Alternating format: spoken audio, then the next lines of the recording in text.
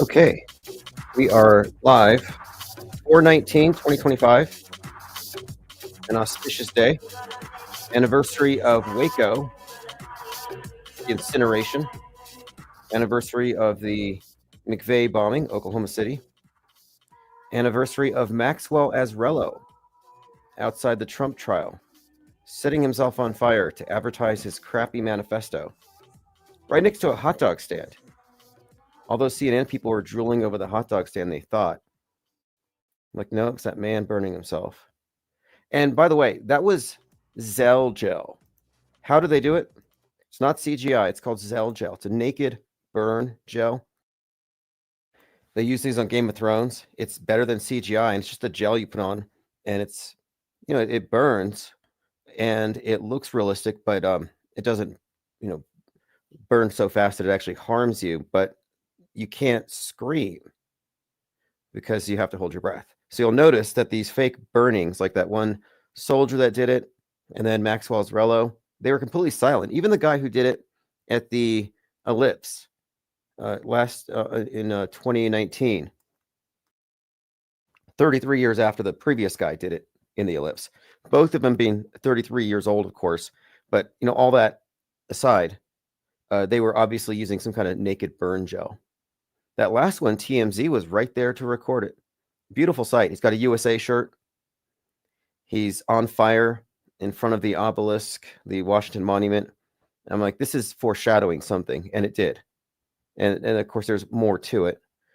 But let's go ahead and get started. I sent out a newsletter with a list of the primary topics for the day. So let's start with that. And then we'll open up phones shortly.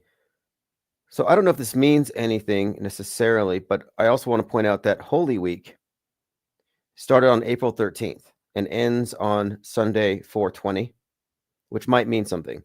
We did have a stabbing, like a ritual sacrifice, McClaff. We did have some shooter named Phoenix. Very interesting considering the timing. Also, Jim Caviezel. It's Jim Caviezel, but I spell it with a Q because he's huge with the Q people, and he's in that Mel Gibson movie, the Tim Ballard movie, Sound of Freedom, but he's in Mel Gibson's Passion of the Christ.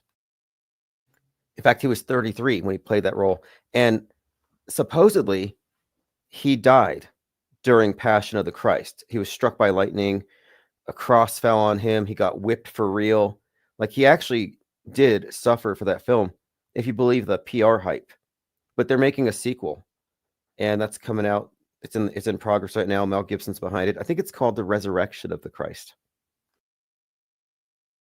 In fact, if you haven't heard about that Passion of the Christ lightning hoax, it's pretty well known now. But at the time, I think people used to just give these things a pass because we weren't in a dialogue with media.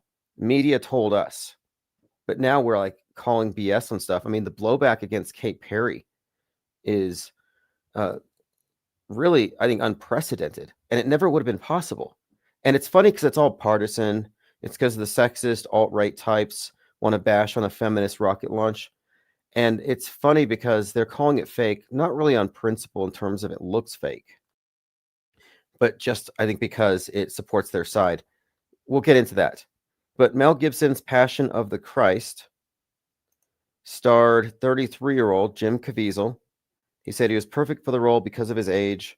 Here he is, all bloodied up. Now, here's what happened. They were filming the Sermon on the Mount, and he was struck by lightning in the final shot. It was their fifth take. I haven't seen the movie. Maybe it was bad. Maybe God was trying to do us a favor. But after the fifth take, he got struck, and it says here he died. And since then, he has had health issues, heart surgeries, open heart surgery. Like, they've resurrected him, luckily. In addition to the lightning strike, Caviezel suffered other injuries during filming. He was whipped twice with a scourge and has 14-inch scars. So I would like to see Jim Caviezel compare scars with Tucker Carlson, who was scarred by an alien in his bed. Now, he says it was a demon, but he also says that demons are aliens. So I think it's safe to say he was scratched up, roughed up by an alien.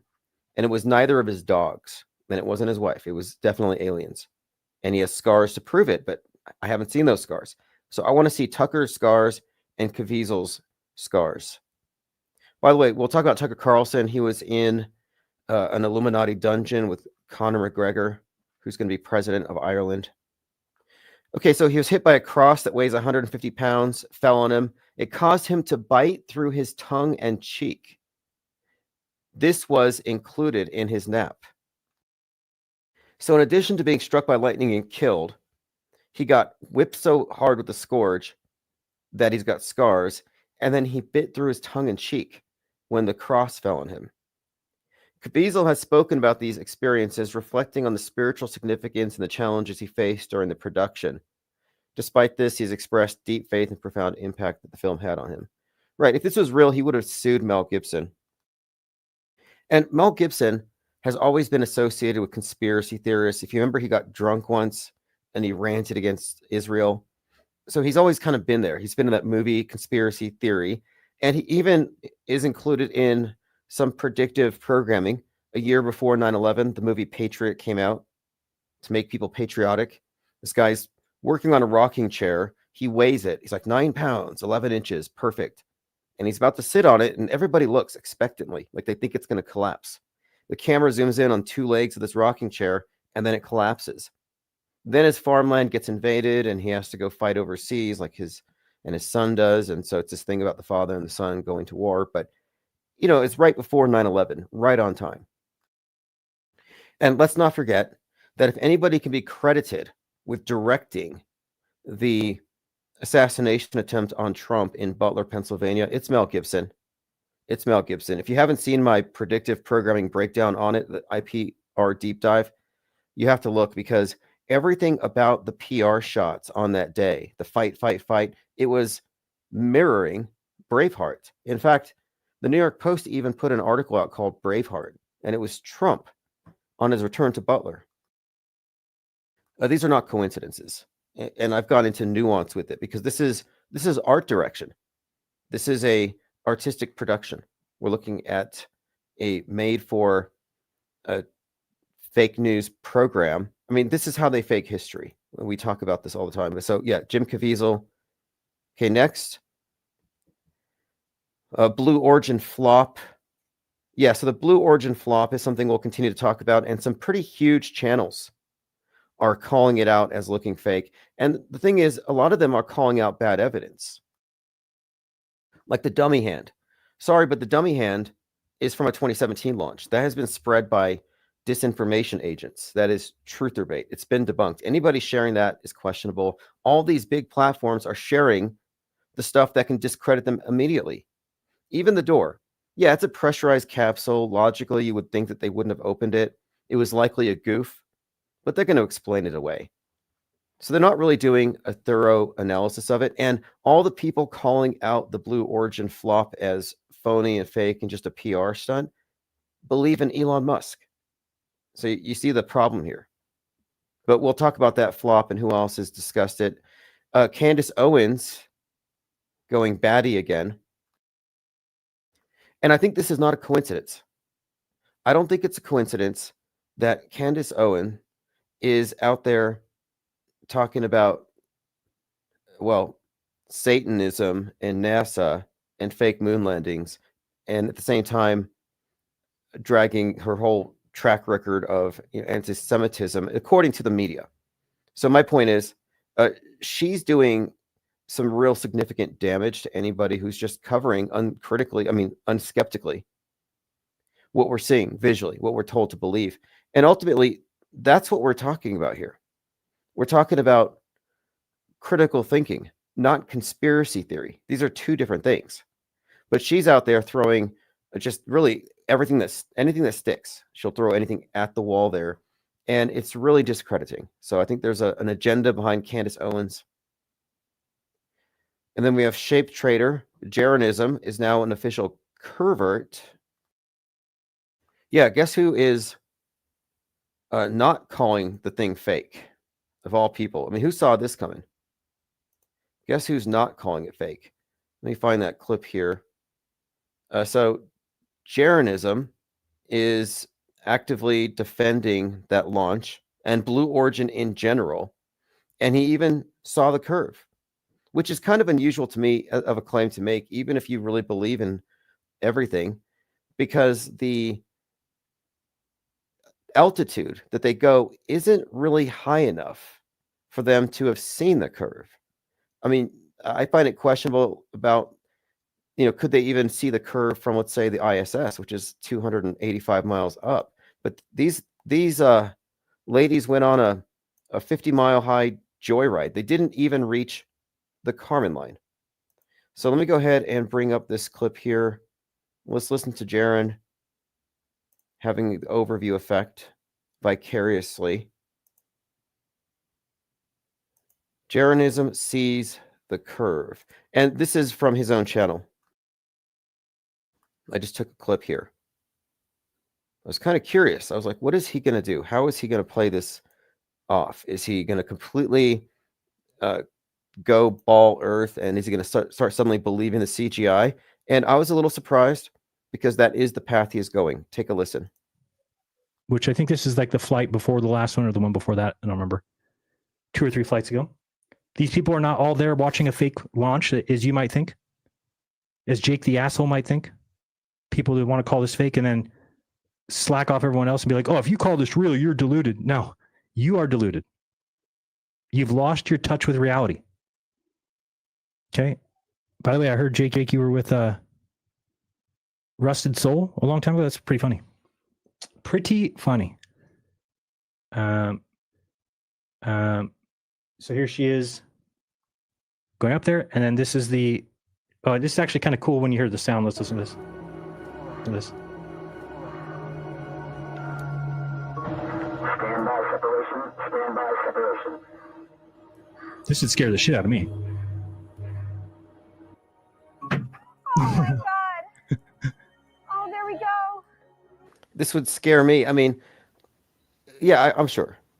And I don't maintain this idea that they're not launching rockets. Like, rockets exist. That's not the question here. It's just what happens when they're above the Kármán line. That's where it gets to be questionable.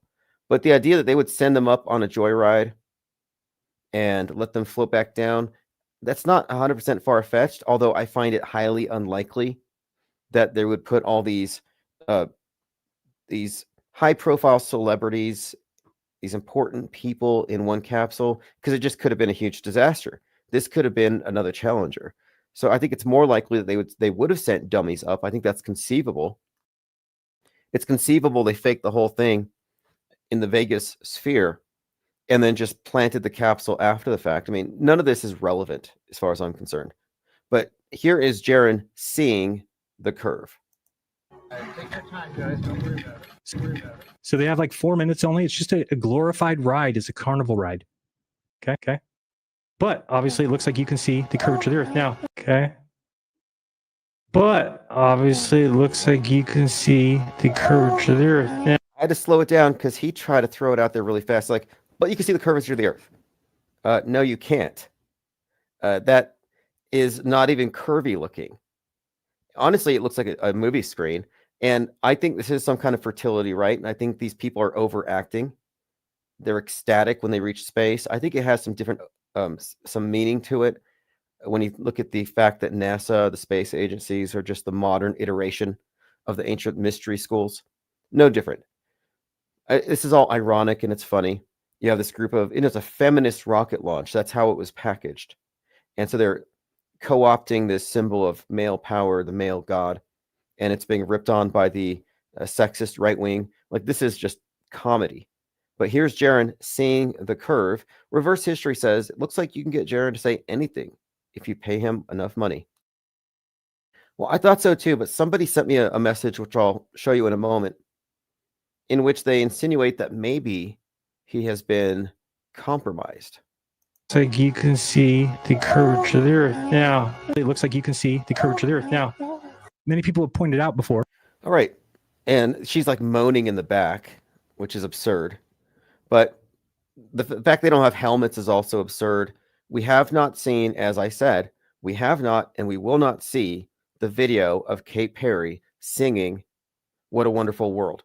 She covered Louis Armstrong in space. Where is it? Put it on TikTok. That would be one way to salvage this mission. You know, give us something to listen to, a new track. It's profound. You're singing this in space. And no, we don't have it because they can't produce it, because they're not really free floating for several minutes, but these are all jump cuts. So all we have is Gayle King saying, yeah, she sang it, and Kate Perry saying, yeah, I sang it. Well, where's the damn video? People need to start asking, where's this interior footage? Where's the video of Kate Perry singing? Not when she's staring into the lens instead of looking at Gaia. So there we have it, Jaren, shape trader, and official Curvert.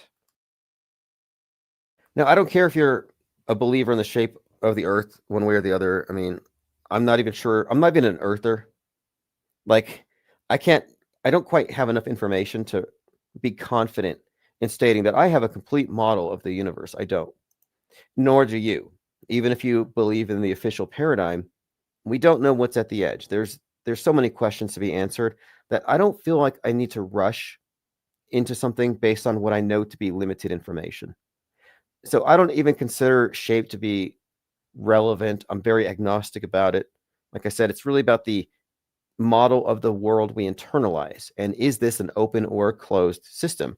And I'm saying it's closed. They have put humanity's heads into a box.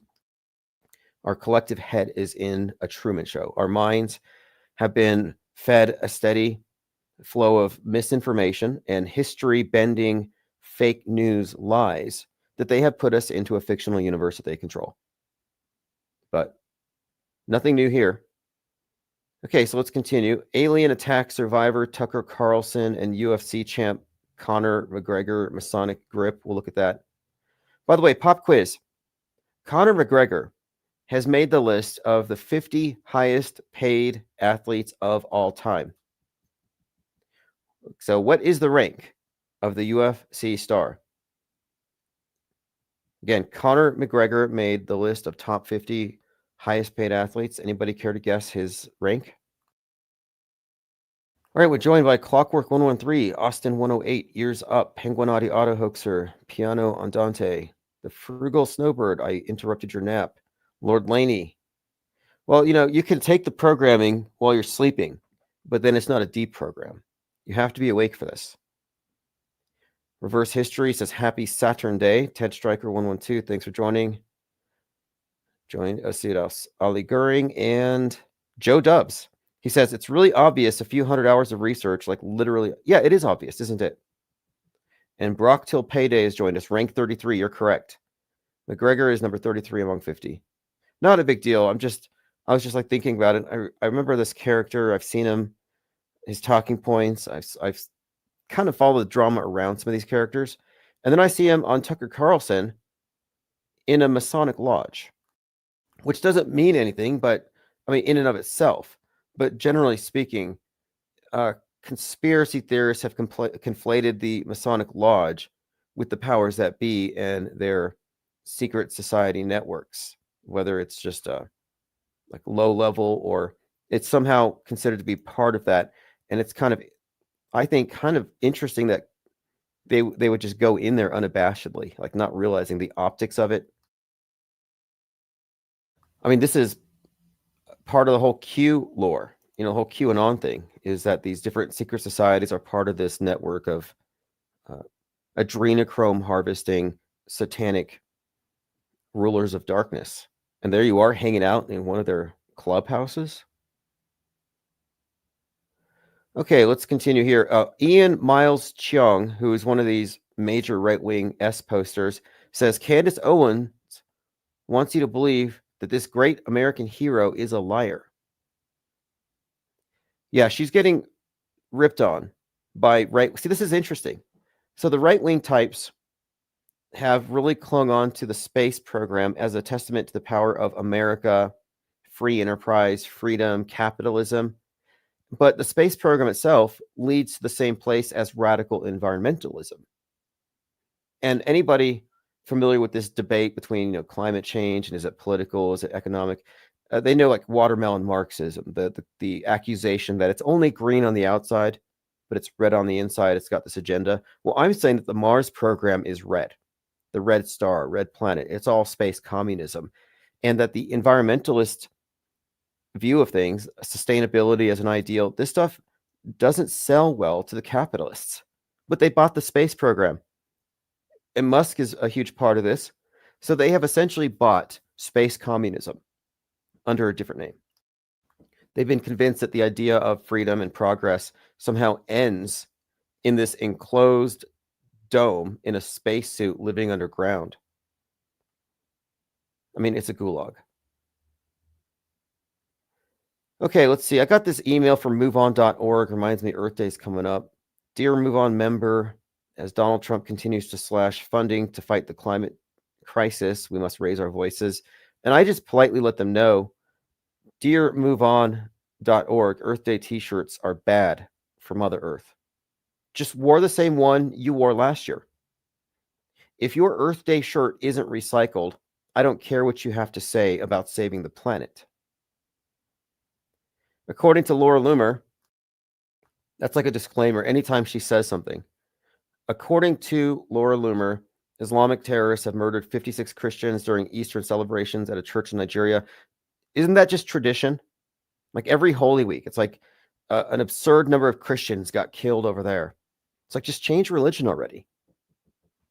But I don't think these are real necessarily. This is the same thing in 2019. We had the Burning Man thing. Nipsey Hussle was dead. Holy Week was lit in 2019.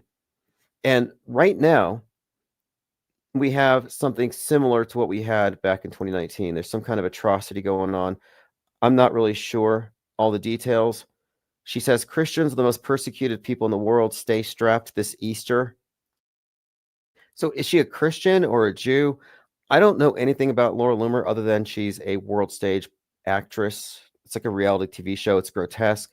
But she lied about being Jewish. I mean, how manipulative and cynical is that? There's evidence of it. Milo Yiannopoulos has a video of her where she wanted to burn a Quran, and because she's I guess you would call her a provocateur. And she's trying to pass herself off as Jewish. So she's practicing by drawing the star on a whiteboard. And Milo walks in and he starts recording it because he couldn't believe it. She's drawing a bunch of pentagrams,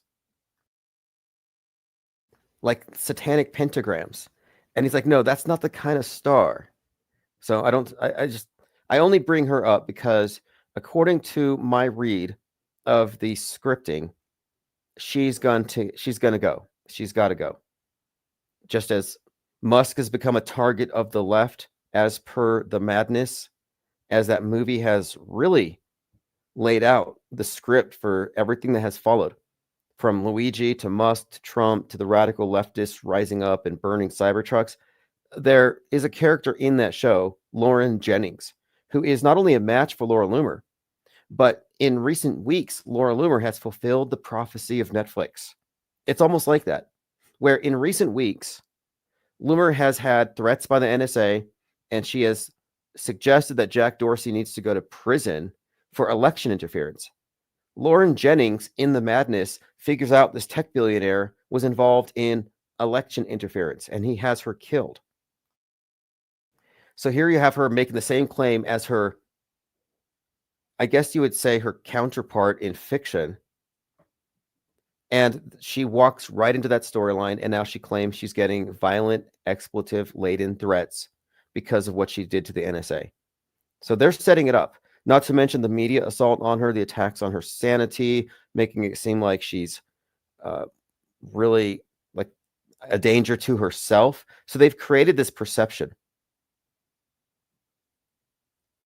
Mars City is going to be called Terminus, by the way. Terminus.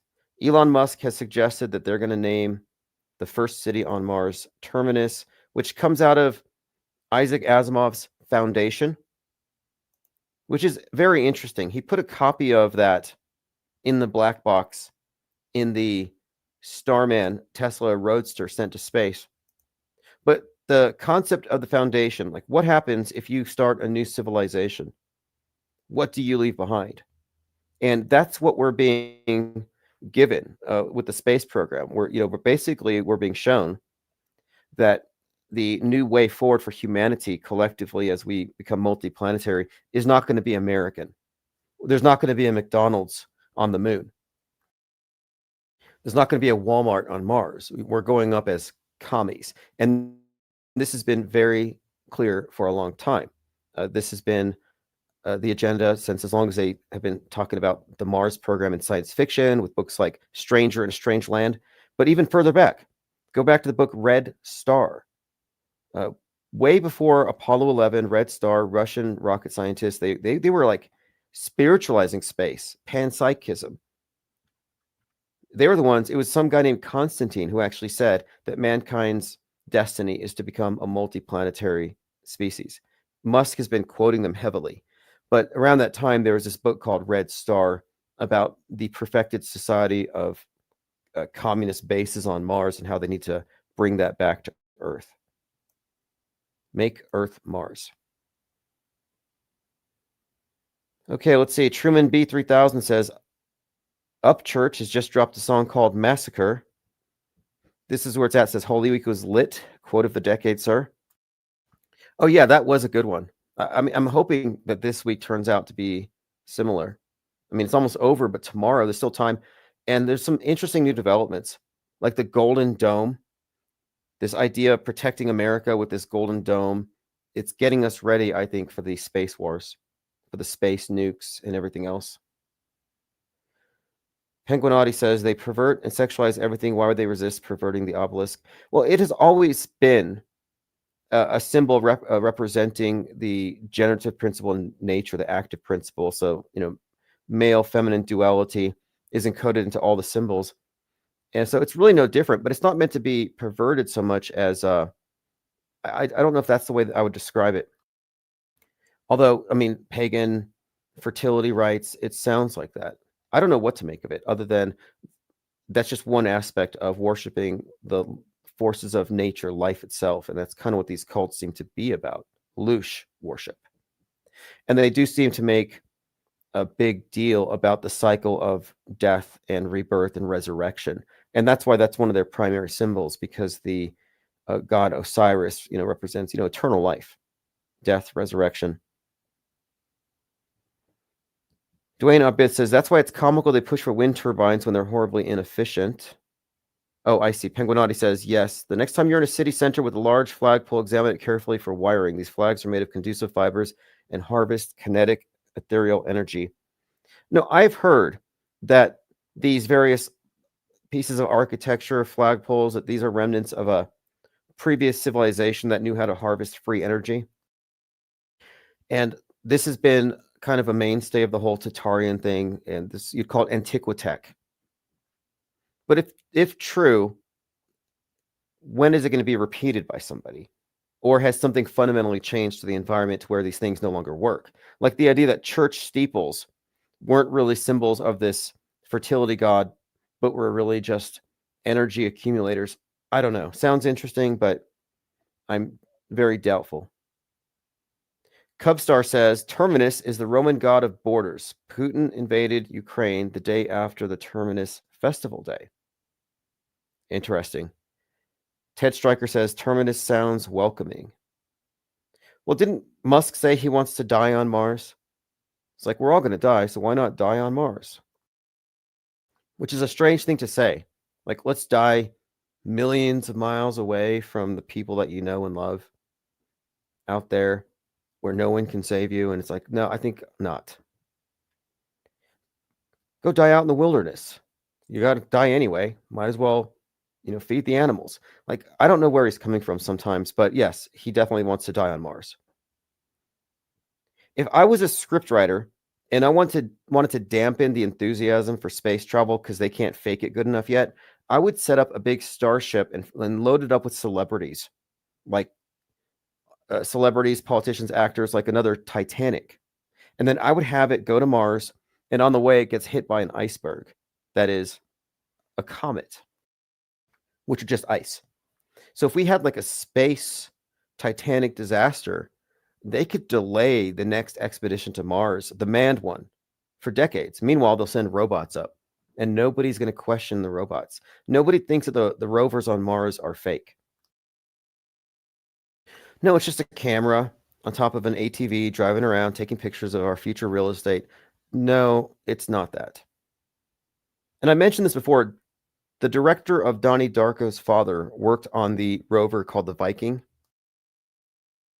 So in that family, you got space confabulation and 9/11 predictive programming and other PSYOP foreshadowing in Donnie Darko. Kind of interesting.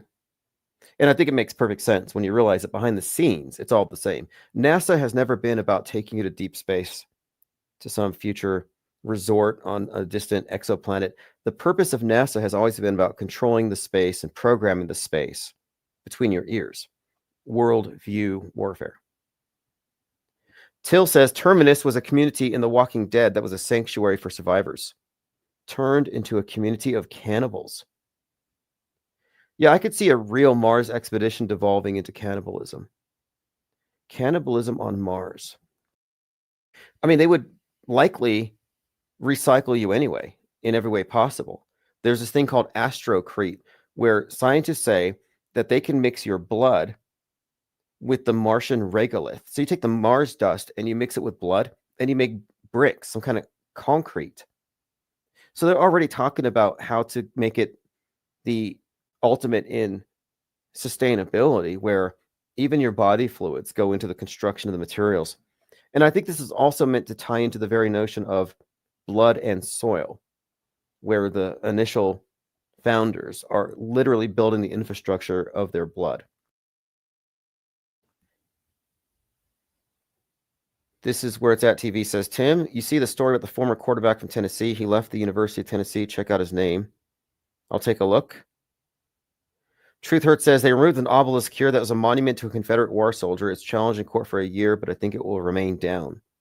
Well, if you go to your local cemeteries, all of the Masons get obelisks on their graves. And that's, again, a nod to Osiris, the god, sun worship. And the term itself references Lord, Baal. Obelisk is the shaft of Baal. The Washington Monument is an obelisk first. The idea that it's some kind of way of commemorating this president, no, it has an occult meaning. And on the 50th anniversary of Apollo 11, they projected the Saturn V rocket onto it. And they did the entire Apollo mission projected on the Washington Monument. So this was an overlapping of the symbol of Saturn, Osiris, and the obelisk, and this modern space mission. And this is at the same place where every year they perform a ritual called Catharsis at the Mall, where in front of that big obelisk, they burn somebody. They do an effigy. They do a Maxwell Azrello. So now this brings that into context. Maxwell Azrello set himself on fire last year on this day, a burning man. Dave Koresh was incinerated at 33 on this day. And then the Oklahoma City bombing. But I'm thinking the burnt offerings, these immolations, the Burning Man, must have some Holy Week connotation in terms of their occult symbolism. And it's a repeated pattern. We talked about this in 2019 when that guy set himself on fire in the ellipse, because it happened 33 years prior. So we were looking at the overlapping of these time periods, and it just happened to be coincidentally the 33rd Burning Man Festival, 2019, in which a 33-year-old was found dead in Black Rock City, where they have it. So you've got Black Rock, 33, Burning Man. What is the common denominator here? What is this repeated theme? And you find that there are symbol clusters. So, for example, the number 33 has some references to, for example, the age that Christ dies, has some references to occult concepts that bind all these things, ultimately to this concept of death and resurrection. It all goes back to that. Truman V says, still not a single rover on the moon's surface, giving us a real-time view of Earth daily, yet they tell us they put one on Mars 33 million miles away. Yeah, you think that they would have made that a priority. See, oftentimes the illusion is revealed not by what they show you, but by what is conspicuously absent, by what should be there but isn't for some dumb reason. right, let's see if we can get Elon Musk here on the screen. The key to making life multiplanetary and being a true spacefaring civilization is full and rapid reusability, so that you don't have to get a new rocket every time you want to fly somewhere. We live on a planet where the gravity. So he's talking about reusable rockets, which he did not invent. I mean, I saw reusable rockets in some old Godzilla movie from the 60s. Earth's gravity is high, and we have a dense atmosphere. So if this was a video game, it would be set on extreme difficulty. So like it's very. So you can get somebody else to play it for you and then take credit, because that's how he plays games. But he's talking about when Earth and Mars are close, and he's talking about building a city on Mars. And I think this is where he says terminus. Every 2 years, but realistically more like every 3 or 4. So in order to build a city on Mars, let's say if you're aiming for a million, whatever's, I'm not sure what the right number is for being self-sustaining, but I think it's maybe on the order of 1 million people and maybe 10 million tons of cargo. Yeah, no, that's one of the problems. You can't ship bricks to Mars, but you can donate blood and mix it with the dirt and make bricks out of it. But again, for the first generation or so, you're going to be underground, because they have to terraform it first. You have to make Mars Earth first. Got to make the skies blue. And they have all kinds of interesting ideas. Look at this, almost 300,000 views. So the real donut is one of these anonymous channels on X, probably disinformation, probably government controlled. I don't trust any of these channels that are anonymous. You shouldn't either. Don't trust the source. Verify the information, because these are two different things. They want you to trust sources. Oh, trust the blue check. Like, do you remember when Mark Cuban wept openly when the peasants were allowed to buy blue checks? He was like, I don't know who to trust anymore. Oh, you've been outsourcing your perception so long that your critical thinking muscles have gone completely atrophy. You just can't parse the info without somebody spoon feeding it to you. Unbelievable. And at that time, I was like, well, you need to be your own source primarily. Don't just trust sources. So I don't trust these people, even though sometimes they bring out good information, but oftentimes they're conduit for total discrediting. And the fact that they have the big numbers and they're not mobilizing the critical thinkers to do something, to say something in a concerted way that moves the narrative in favor of, let's question news at a more fundamental level than just partisan bias. But anyway, here is Donut, who's like, this Kate Perry launch is being widely savaged. And here he just calls this an Illuminati fertility rite in space. And I don't think he's wrong. Katy Perry underneath the Baphomet. When you flip this symbol around. So are we reaching? Are we reaching when we're saying that it looks like a Baphomet? You know, who are you going to believe? Your lying eyes or what NASA tells you? I look at this and I'm like, okay, I think it is safe to say that NASA does represent the modern iteration of the mystery school system, the Egyptian mystery schools. And looking at it in this perspective, yeah, Baphomet is a central figure in all of this. I was part of a Order Templar Orientis offshoot, the Golden Dawn. It's a Hermetic group. The Abbey of Thelema was the actual group, and I got a pretty good idea of what they really believe. And they don't believe the Baphomet is like the devil, but they do think that it is a symbol of what they consider to be arcane perfection, the blending of the polarities. It's a icon that they venerate. It is central to this cult. And insofar as the space program is a fusion of Scientology and this OTO stuff, just think Jack Parsons, American counterpart to Aleister Crowley, L. Ron Hubbard's science fiction. Yeah, Baphomet would have a place at NASA behind closed doors. Absolutely. I would even go so far as to say that space travel could be considered a modern allegory for ascending into higher states of consciousness. Like, I do maintain that space is heaven for the atheists on a very exoteric level, but there is an esoteric side to it. Oh, good call there. Truth Hurt says Donut has been stealing chalk body outlines material. Yeah, that's what I mean. They're harvesting material and not crediting their sources. So these are the big channels who will be the loudest voices saying Seattle's going to get it on 6/11 leading up to it. And they're not going to mention Jurassic Liars. It always happens. I used to question these people like, how did you arrive at this conclusion that something's going to happen to Trump on this date? And they would just say, I read my Gematria calculator. It's like, no, you're harvesting intel from small channels and then you're ignoring them. You're acting just like the mainstream media. So I think it's very disingenuous, and it's typical of controlled opposition type actions. So again, I don't trust them, but sometimes the information is useful.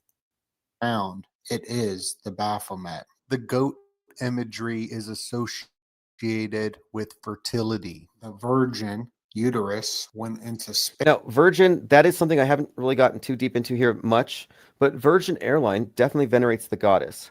And if you watch the last Virgin launch, it's obscene.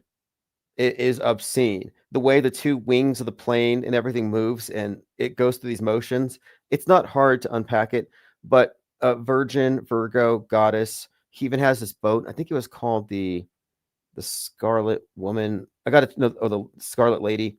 I got to check, but Richard Branson is also part of the same mystery school system. And the iconography is the same, different branding, but ultimately it's the same. And the public will joke at this stuff. Even they'll joke about the shape of the rocket. But meanwhile, they're missing the significance of it. And it's not just the rocket. It's a symbol of state power. It's a symbol of Big Brother. It's a symbol, when North Korea's dictator advertises his rockets, it's the same symbol. It's just a flex. Space, Jeff Bezos' phallic went into space. The Space Force had all. And by the way, so in the Lemic system, the cult that runs this place, if you ask me, it's the most modern iteration. They have this thing called the Gnostic Catholic Mass. But one of the things that Aleister Crowley focused on primarily was this theme of the goddess representing the night sky.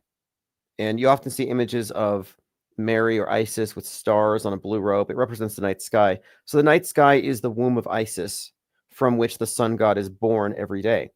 So the rocket going into space is the same part of the myth, where Isis and Osiris have, after he's dead, she plugs the obelisk on, and they conceive the sun for the next day.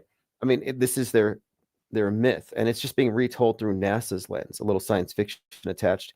And here you have Space Force, and if you flip it upside down, you get Baphomet. Again, I don't think these are coincidences. All show the uterus, and when they are rocket off into space, they're floating in the womb. Now, one of the first spacewalks, you see the astronaut with the tether, and I pointed out before, it looks like a baby with the umbilical cord. And it's all about the birth into the new age, the space age. Same symbolism as we saw in 2001 Space Odyssey. Okay, here you have Kate Perry with her butterfly.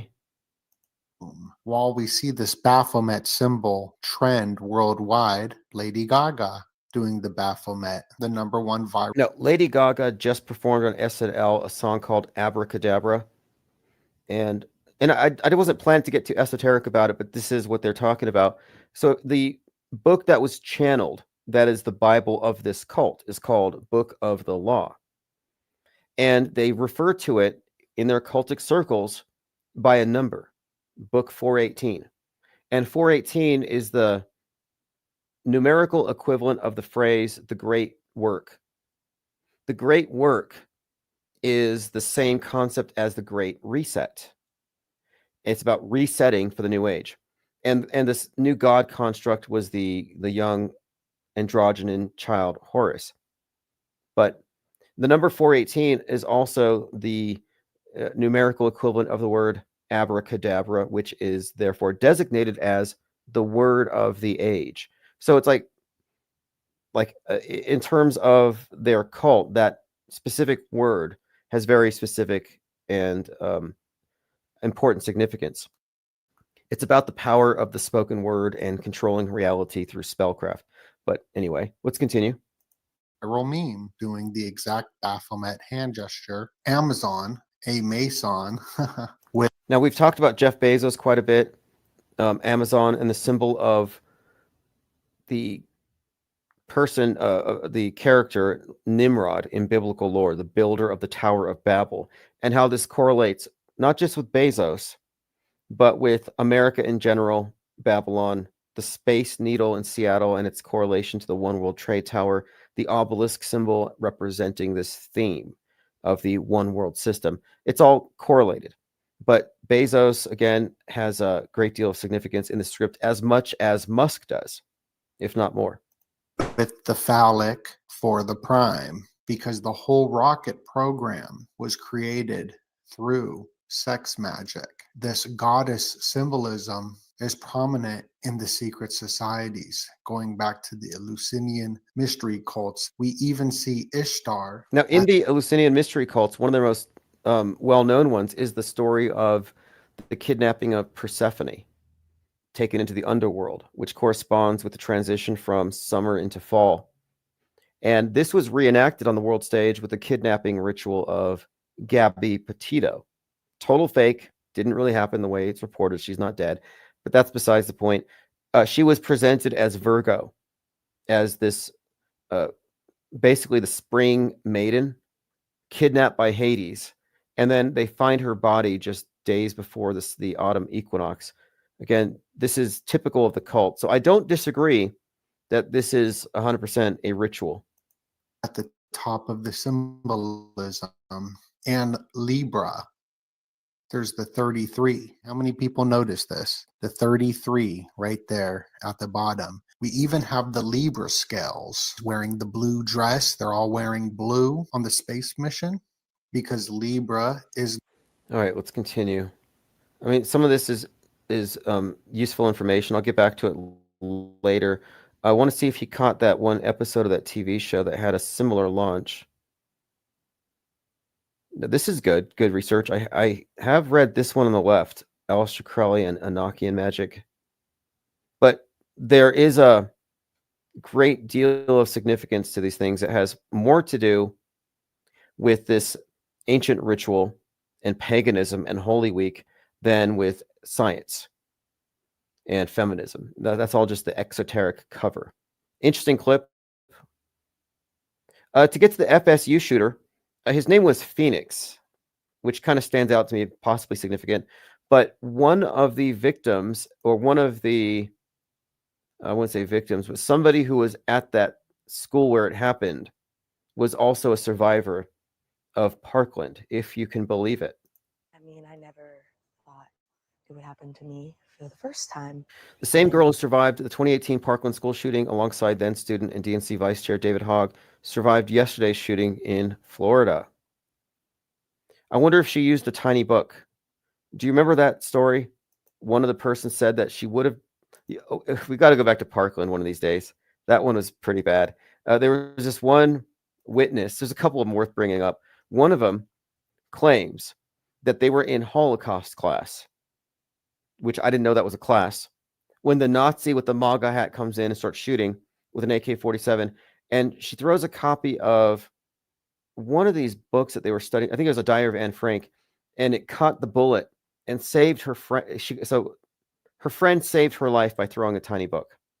She said a tiny book deflected the bullet. So anyway, Anne Frank's book saved this girl's life from the neo-Nazi shooter, and then the girl who threw the book and saved her life got shot and killed. And then we have the other one who was clearly high, who said that she was leaving class along with the shooter during the evacuation. And she said, I remember joking to him, if anybody was going to shoot up the school, Nick, I thought it would have been you.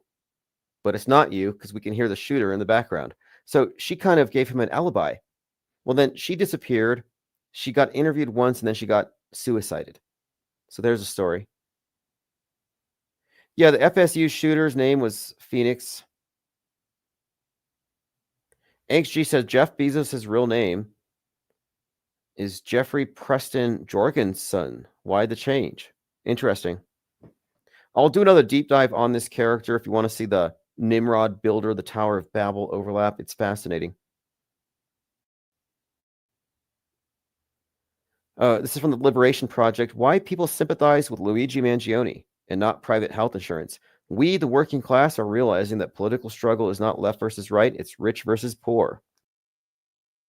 Again, before Luigi did the shooting, I just watched the madness and I said, get ready for class warfare from armed Antifa against the billionaire who bought the election, obviously referencing Musk. I called this out before Vanity Fair reviewed the madness and made these connections. And I said class warfare just like Joker. And so far it's been, and I even see local flyers. No war but class war. And then we have this, which I think this event, this is the stabbing of the kid named Metcalf.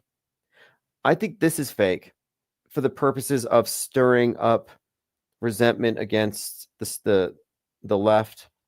Carmelo Anthony's family has expanded their fundraiser to include safe location, basic living costs, transportation, counseling, and security. So again, the alleged murderer has been shown on social media to have been, making a lot of money. Now, I don't think he bought the mansion and car with Give, Send, Go money. I'm not sure if that's true. Some of the stuff might be misrepresented. But what is true is that he is getting paid for having stabbed the other person. And we don't have all the information. If you want to go by the rules, innocent until proven guilty, do we know he didn't have a reasonable thing? But the way that people are taking this is intriguing. For weeks now, I've been emphasizing the 1619 versus 1776 dialectic corresponding to Donald Trump and Barack Obama. And I highlight the leave the world behind references to the 1619 project and what that year means in the bigger picture as evidence that Obama stands for that year as much as Trump stands for 1776. Well, here's a TikToker talking about how if you're a white person and you get close to him, you're going to get it like Austin Metcalf. But one of the things he says here that's interesting is he references the year 1619. Are against Carmelo Anthony. Me as a black man in America, white people, I'm telling you and I'm telling you now, you ever even think to approach me, bully me, harass me, think you're going to be with your twin brother or twin whatever, and do anything to me, I too will poke you as well. Straight to the heart. Okay, so you got that. Now, the next part, though, is where he mentions... And that's on self-defense. This is not the Jim Crow era. This ain't 400 years ago. This ain't 1619. This ain't 1619. Yeah, I thought that was intriguing because I've been noticing that 1619 to the left is 1776's is a parallel to the 1776 and its meaning to the right. We're talking about a conflict of visions that has been intentionally engineered. The Jim Crow era. This ain't 400 years ago. This ain't 1619. All right, so there we go. This isn't 1619. I'm just pointing this out because if you want to know why it's so significant that Obama and Trump are constantly represented in the movies that foreshadow the head wound. And it's always this pair. It's always this dynamic, this dialectic. Well, this is why. Because they represent the polarities of the extremes of the political horseshoe. Angst G says, ooh, scary. Well, yeah, I don't think this is typical, but I think it's interesting that people feel comfortable voicing these things, these ideas, and how it all fits the programming. Metcalf's family has been swatted. Now, a couple of reasons why I think this is fake. Just the high-profile nature of it, the fact that we have all the details so soon. I mean, these are things where you have an open investigation. It's a very sensitive thing. You got minors involved, and they make it like a spectacle for everybody to look into and get polarized around. Yeah, I just think this is unrealistic, just on the face of it. Donut did a poll. Was the Kate Perry space stunt fake or a ritual? 24% said fake. 16% said ritual. 59% said fake and ritual. True. It's both. It's fake, it's a ritual, and it also has political utility. These PSYOPs have multiple levels. It's political, it's psychological manipulation, and there's often the occult side of it. Salt says, give that septum piercing one good tug. I got your pokey. Yeah, that would be painful, I'm sure. Now here though, they're actually like lionizing this character. Here's Luigi killing somebody. I mean, I look at this as evidence that the political left is backed by the government, that their state worship is being rewarded and lauded. That's why this was a peaceful shooting. It was a peaceful protest of a unfair system. And they literally take this tack, and they have no problem scratching or burning Cybertrucks, and they want more of it. This is just typical, and it's intriguing to me because the right wing has a lot of these fringy characters, but they have to be more or less, I think, paid to say crazy things, like Candace Owens, for example. And here she is calling out Matt Walsh, and I've been looking at the comments. Candace Owens is likely being used to discredit anybody calling out media fakery. I mean, here we are talking about qualitative differences between reality and what appears to be a simulation. We're being a bit nuanced about the role of media and worldview formation, a bit philosophical. And then she comes out saying it's Satan and witches and demons and Israel. And she throws all this stuff together. And at the end of it, it alienates anybody who should be looking at what is an active, I won't say crime scene. Is NASA a crime scene? Are these fake school shootings crime scenes, or is it just fraud in progress, malfeasance? But she is making us all look batty. Not us. Well, yeah, us. It's guilt by association, and I somewhat resent it. And listen, when the guys did it, it was fake and gay. I'm sorry, Matt, and it's time for you to admit it. It was just as bad. You just weren't alive for it, okay? Homies were on the moon making phone calls before the time of cell phones. Like, hey, what's up, Prez? It's me on the moon with the flag. No issues. First time we've ever flown this thing. Yeah, I don't know. We just got through the belt. I love how she has the cross back there. She and Russell Brand are just advertising their Christianity, their conversion every chance they get. In fact, I saw Russell Brand on some video talking about Satan, and he had this red light glowing on his face. He's very dramatic about it. All right, let's see if I want to listen to anything else from her. I just want to play this part where you can see that the way that she explains this whole thing, it is poisoning the well, as Plain Decoded said. But some of these things, you just read the room. If you're going to try to convince somebody, if that's your objective, that NASA is faking space, you're going to have to provide reasonable explanations. And some of this conjecture just can't sound reasonable unless you have a sufficient backdrop of context, which people don't. So I would never run to somebody leading with Jack Parsons, the Babylon working, and where Satanism and Hollywood merge. I'm like, that's kind of outside the scope of the conversation most people are willing to have. It's a bit tactless, and it seems like it's almost just shock value and clickbait. Like maybe she's trying to take up the space that David Icke used to take up. Can you pull up this clip, Skylar? You know, this is from a podcast, the Science History Institute Museum and Library. This is one of their podcasts, and you scroll down here, and you, again, are probably gonna have to make this bigger for my eyes, but at the top here, you know, Jack Parsons was a brilliant rocket scientist, but he lived a wild lifestyle with a devil may care attitude. He was pretty relaxed about safety and dabbled in drugs, occult practices. You know what's interesting? He was in a group they called the Suicide Squad, which I think ties into Margot Robbie's role in a movie of the same name.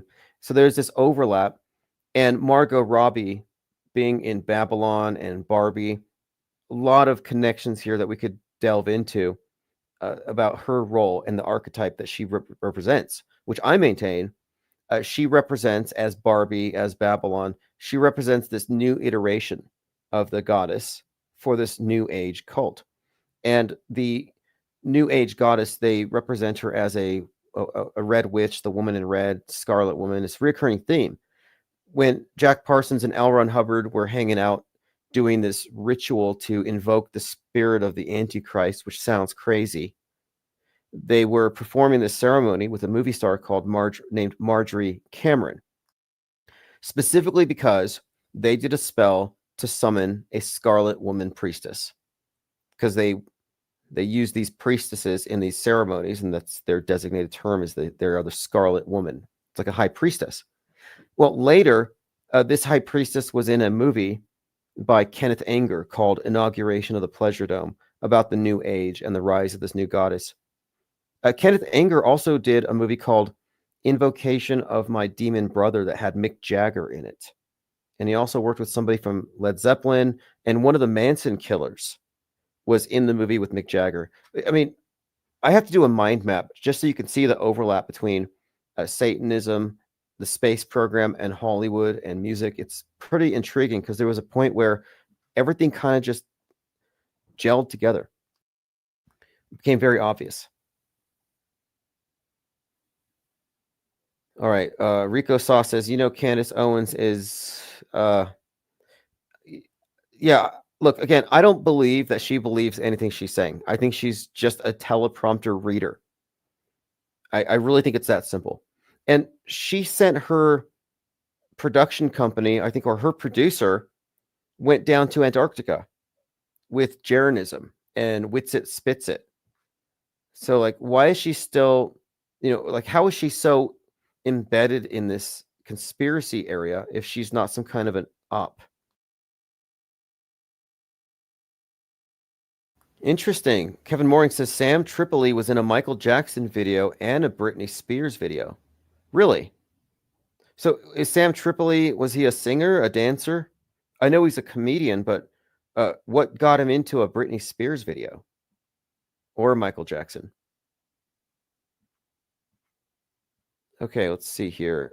Maggart says Led Zeppelin has been trending in the last few days. Yeah, I'll have to look into that, because I had looked at I was researching the Led Zeppelin Aleister Crowley connections, because the Aleister Crowley house at Boleskine near Loch Ness, where I think Jimmy Page had spent some time doing Crowley's magic, somebody burned it down recently. So I was kind of looking into that. That's right. Jimmy Page owns Aleister Crowley's castle, and they have put some hints in their albums. I think Do What Thou Wilt was put in one of the things, like an album cover. Sam Tripoli is rapper Mixed Search from the 80s group Third Base, says Penguinati Auto Hoaxer. You have to say, if true, they're exceedingly talented. Like, okay, you're going to play the role of this rapper, but then you're also going to do conspiracy duty, and you're going to do some stand-up comedy.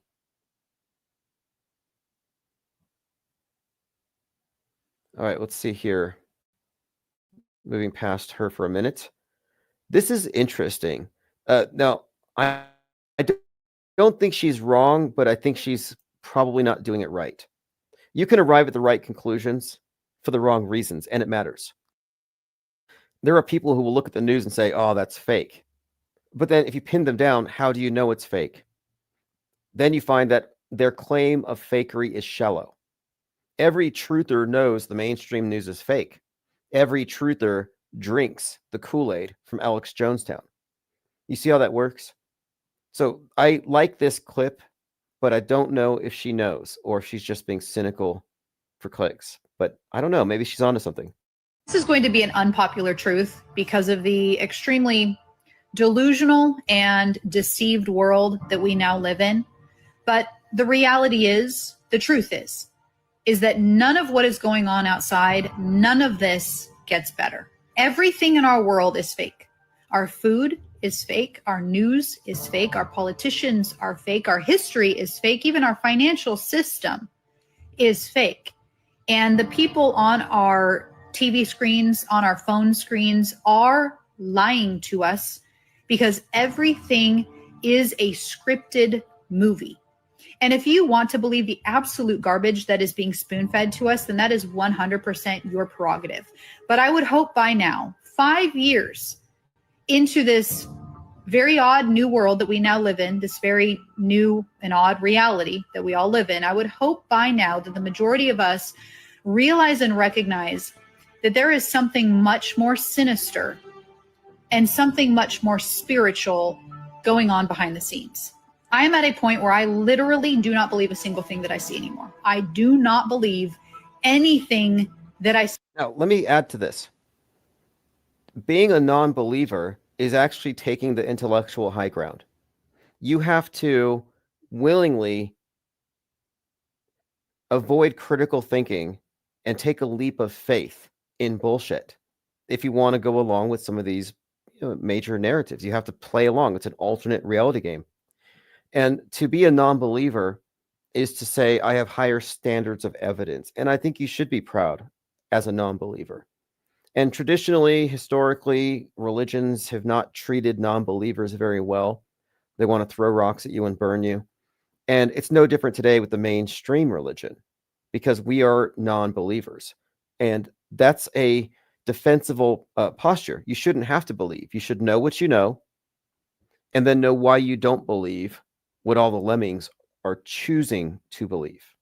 See anymore, because after the last 5 years, a little bit more, I realize that there are narratives being pushed. There are distractions being pushed, and we are watching a movie so that the people in control can move the chess pieces. This is going to be. She nailed it, though. I think she's nailed it. We are watching a movie. It sounds like hyperbole, like exaggeration, but it's really not. The extent to which our news media has been turned into a reality TV show representing a very specific and highly curated worldview is the biggest conspiracy out there. It's the only conspiracy. Forget Bigfoot, forget anti-vax, forget aliens and deep states and adrenochrome. The only real conspiracy is the total and monolithic hijacking of media writ large, all of it. And that's not an exaggeration. If it's mainstream, if it's being promulgated to the masses, it is co-opted. And it depends on a number of factors, but for the most part, you can generally say it's all been co-opted, even if it's just reflecting the worldview, if it's just framing things, but oftentimes in very specific ways, in ways that are uncannily timed to coordinate with real world events. The whole thing has been rigged and hijacked. It's worldview warfare. It's reality control. They do control history. And it's not just that they lied about history or that history's fake. It's more like history is a record of approved fake news stories. So it is a selective and biased interpretation. And it excludes much more than it includes. And if you look at the bigger picture, if we try to get to the bigger picture, you're a conspiracy theorist, because we're supposed to treat history like it's set in stone. Now, I don't know who she is. This was posted on Wide Awake Media. People will take TikTokers and they will upload it on their own. So this person says, how is history fake? Valid question. History is written by the victors. Absolutely. This person says, which version of history do you think will be written about? Yeah. And when we say history is fake, I think it makes more sense to talk about the history of the last 40 years than ancient history. We can debate ancient Rome, ancient Greece. We can talk about whether or not you believe anything existed 1,000 years ago. Fine. But the last 50 years, look at any textbook, any history book, and tell me it's not a record of fakery, of stuff that we can point to as being questionable and fake. What does this mean? Well, that is the collective backstory that we all share. So we all share in a fake historical narrative that frames the world stage today. All the fake news has built up to a crescendo, and we're living through it. What's up, School Shooter says, glad you're back. How was your vacation in Trutherville? I was doing research and development, AI, setting up bots, building websites, e-commerce. It's been very productive. And it's stuff that I'm continuing to work on and develop. The bot army, responsive bots. I have a bot right now that I've been testing. I'm just perfecting it. It's going to take a little bit of time. It's an iterative thing, but it will be taking all of the headlines that I linked to on one of my blogs, and it will write a press release about it. And these headlines will all just come from people that I know, people that we are compatible with. And then it will automatically post it onto a blog, which then gets mirrored onto other blogs. So I've been working on automating press releases and automation, as well as interactive AI agents and bots. That is the future, and we're getting ahead of it because to be competitive today, to be heard, you have to make use of all these tools. You can't rely on snail mail and fax machines and landlines. We have to stay ahead of the curve. And if you're AI phobic, you're kind of lost. And I think that might have been intentional. I think they want people to mystify AI. Like, people can't figure out glitches in the matrix. Like, this news story is weirdly coincidentally timed with the real event. I mean, with this movie that I just saw. So I'm like, life follows art. This is the matrix speaking to me. And that line of thinking needs to stop, because it's not only is it wrong, but it's sabotage. It's cognitive sabotage. In order to prevent people from arriving at an accurate understanding of what media is, they threw in a bunch of misinformation lines that get people to get mystified by it. And I see videos of people talking to Chat GPT like it's some kind of trapped angel. Like, why did you finally choose to come down and reveal yourselves to us? How are you going to save mankind? Are you going to stop climate change? And it's feeding them the exact kind of answers that they are prompting, garbage in, garbage out. But they're talking to it as though it's alive. And generative predictive text is no more sentient than your word processor. You could argue that a Ouija board has more sentience than so-called AI.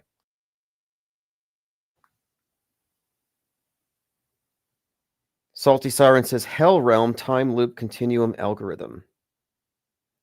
Yeah, I think so. I was looking at this. I was watching this video that was just suggesting that a lot of people who are psychopathic or have various severe personality disorders might actually be demons. And I thought about this idea that we exist on a continuum in our consciousness, across the board. So hell is really a state of being.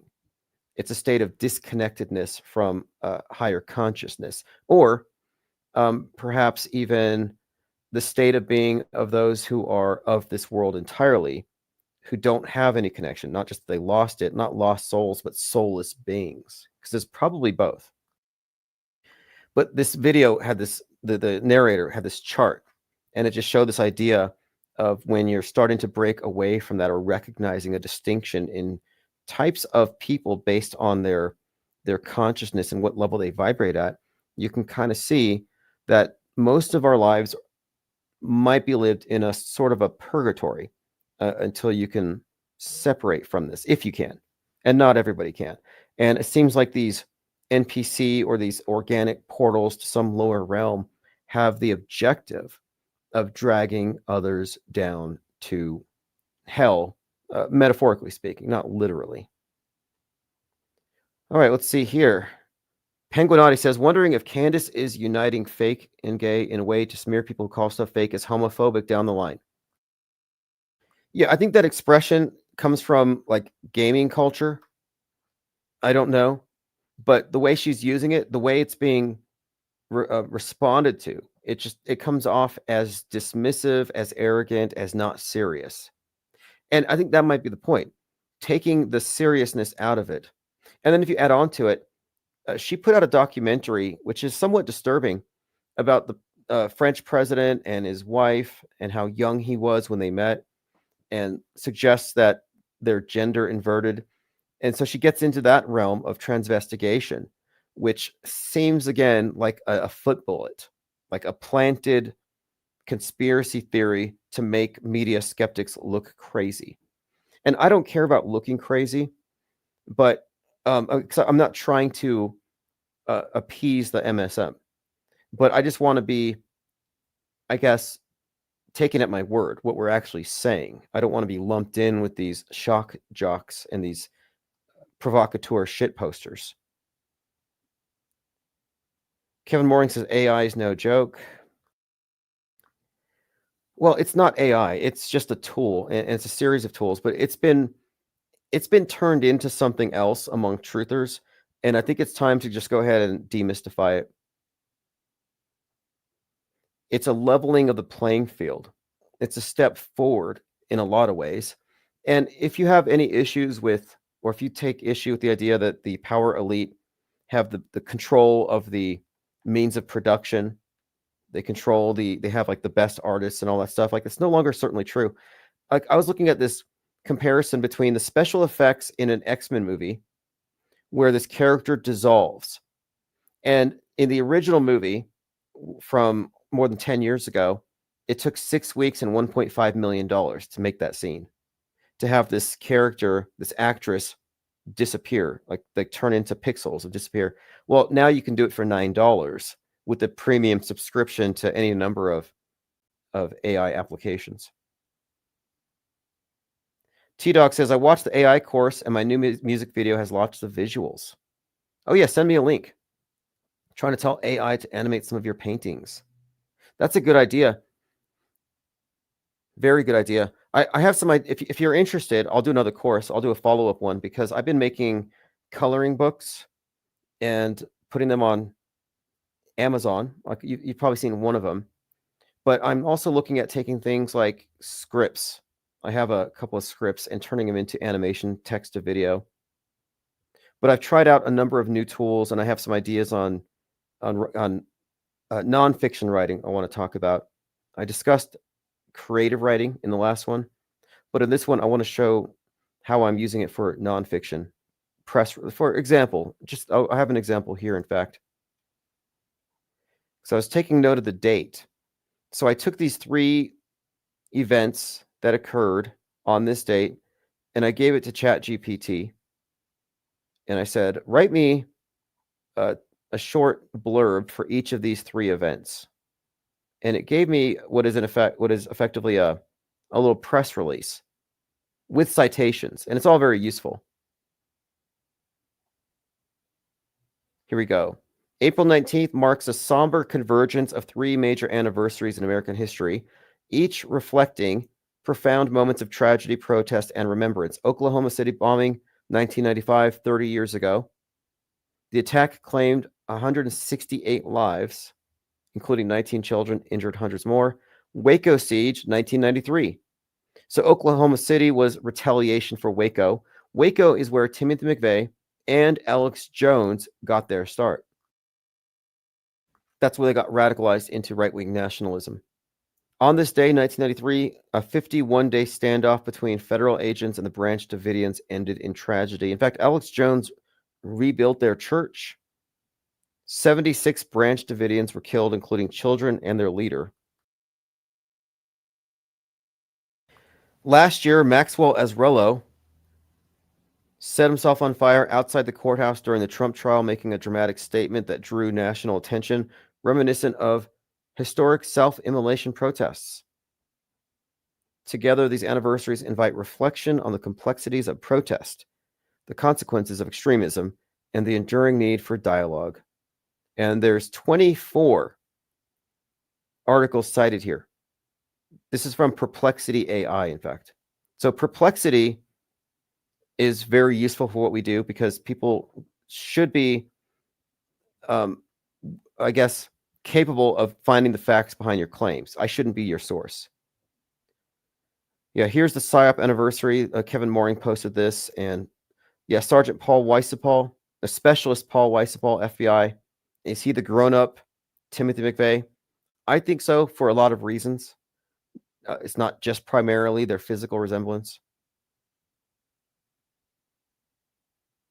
Mel Gibson's Resurrection of Christ begins filming in August. Jim Caviezel back as Jesus. How's this going to work? When did Passion of the Christ come out? And I ask because he's 33 when he dies. If it's been a few years, Jim Caviezel is going to look like an aged Jesus. Siri, when did Passion of the Christ come out? 2004. So we got a 53-year-old Jesus, a 54-year-old Jesus. We'll see how that goes. It is now being reported that Florida State University shooter was a member of Turning Point USA. That's Charlie Kirk. That's top tier MAGA-ness. This guy is like MAGA extremist, a MAGA ban. Now, why is this notable? Nick Cruz was wearing a MAGA hat in one of the videos. Nick Cruz was right-wing Nazi MAGA. This guy too. Turning Point has very special significance. Timothy McVeigh was inspired by the Turner Diaries. Andrew MacDonald, born 9/11, 1933. Turner Diaries. That was his pen name. But Turner Diaries is the white nationalist Bible. It shows up in the collections of all these characters, but it specifically has 9/11 like attack scenes in it. And it is the book that McVeigh again was inspired by. And in it, it's about the quote turning point. What's the turning point? When they try to take your guns. Waco. When they come for the guns, that's when the apocalypse begins. That's the turning point. And so the most extreme MAGA group under Charlie Kirk is called Turning Point. And I've said for some time that watch Turning Point USA blow up and become the voice of MAGA extremism. And I said this when it came out based on the name, Turning Point. I correlated it with the Turner Diaries. And I think I've been vindicated. I saw these on eBay and I thought about selling them myself because they're selling like bigly. Luigi Shiesties. So a shiesty is like a pantyhose hood with a face on it. And you can buy them for any number of celebrities. Ye's very popular. But these things have been selling like crazy. Luigi masks. And I looked for a supplier. And yes, I could buy a bunch of them in bulk and make a ton of money off of them. So Luigi Shiesties, you can find them for sale. I might put them up. I'm not sure. I have tried to make some side money off of Luigi merchandise. I make no secret about it. And it's simply because I'm ironically making a statement. Yeah, I'm not sharing the screen at the moment. I'm just looking through my notes. Okay, let's go over this one. How many of you are familiar with the show called... I think it's... Let me see if it's a pretty popular one. Let me get the exact name of it. That's right, Valuetainment. Valuetainment has 6.8 million subs. Anybody here watch Valuetainment? This is probably one of the biggest channels yet to have called out the space fakery with Kate Perry. And this is also one, I should mention, that is promoting a lot of the bad information, like the dummy hand. But regardless, I kind of appreciate the fact that they are at least getting the message out there and proliferating it and doing some damage here. Way more news than that. Should have changed the name NASA to Nada. The nada. Are we coming back on a flight? Nada. Yeah. And Tom, what was your analogy with all this? Oh, with all this, how many people think this really happened? How many people think it's like CGI fake all the way? I don't believe all of it. I think it's a... You have these normies. So on one hand, it's kind of good news because you've got these normies. They're all calling out as fake. They're laughing. They're mocking it. It says Kate Perry astronaut Blue Origin flight blasted as fake space mission. The trouble with this is that they likely worship at the altar of Elon Musk. So I don't know how you can do that cognitive dissonance and avoid connecting the two, but oh, okay. You can get them from AliExpress. Order them from China. I'll see if I can hook that up. I used to have an AliExpress app that fed directly into my eBay store. So I could... The problem is longer shipping times. And I don't know if they'll get them in time for riot season. Truth Hurt says you can get a custom one printed. Yeah, I might get my own version printed. My own version of it. So there's going to be an army of Luigis. And there's also been a huge uptick in Luigi, the video game character swag. Not a coincidence. Like, it's not a coincidence that the Green Beret blew up a Cybertruck in front of Trump Tower. Luigi, Green Beret. Luigi, green hood. Reminiscent of Robin Hood. The Joker, green hair. There's a reoccurring theme here. Again, let's play a little bit more. This is Valuetainment, 6.8 million subs. fake capsule with fake people, celebrities, fake boobs, fake lips, fake landing after a fake launch in a rocket that looks like a schlong. You know. So they're all laughing at this stuff, but I don't know how far this can really go. I want to see what the comments say. I'm curious to see what the people in the comments have to say. This is why you should never glorify celebrities. The whole thing was fake. Challenger 2 would have been a good ending. The most obvious evidence that it's fake is you don't see any camera crew on the ground when you see the capsule land. Then suddenly, there's a dozen people around the capsule. Now that's valid. I didn't catch that one. That is good. What he's referring to is you do see it land, and some people said it lands too hard. Well, no, it has some kind of landing mechanism. It does this blast of air, and it pads their landing. But it is true that you see it land at a high rate of speed. The women are screaming, and the very next cut, they're surrounded by trucks with their lights on, and everybody's just there. That was kind of unusual. Copaesthetic says they try to make Blue Origin Democrat and SpaceX Republican. Good observation. Very good observation. Because Bezos and Musk have not really been on the same team. I would say Bezos, Amazon. I mean, he's never been overtly political, but he's always been criticized for the damage he's done to Gaia. Like blasting off into space is bad for Mother Earth. And so they're going up there to,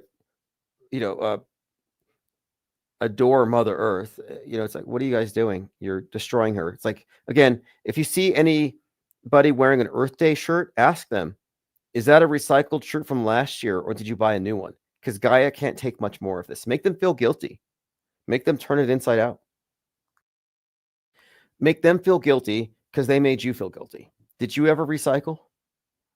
Did you ever have to pay carbon taxes? Did you have to pay something? Did you have to tithe to the World State Church because of this environmentalist cult? If so, you should feel just fine in shaming people for wearing brand new Earth Day swag, which they purchased on the free market. Very capitalistic of them. But that is kind of interesting with this left-right split, because NASA defaults government and left. That's why the NASA astronauts have been beefing with Musk.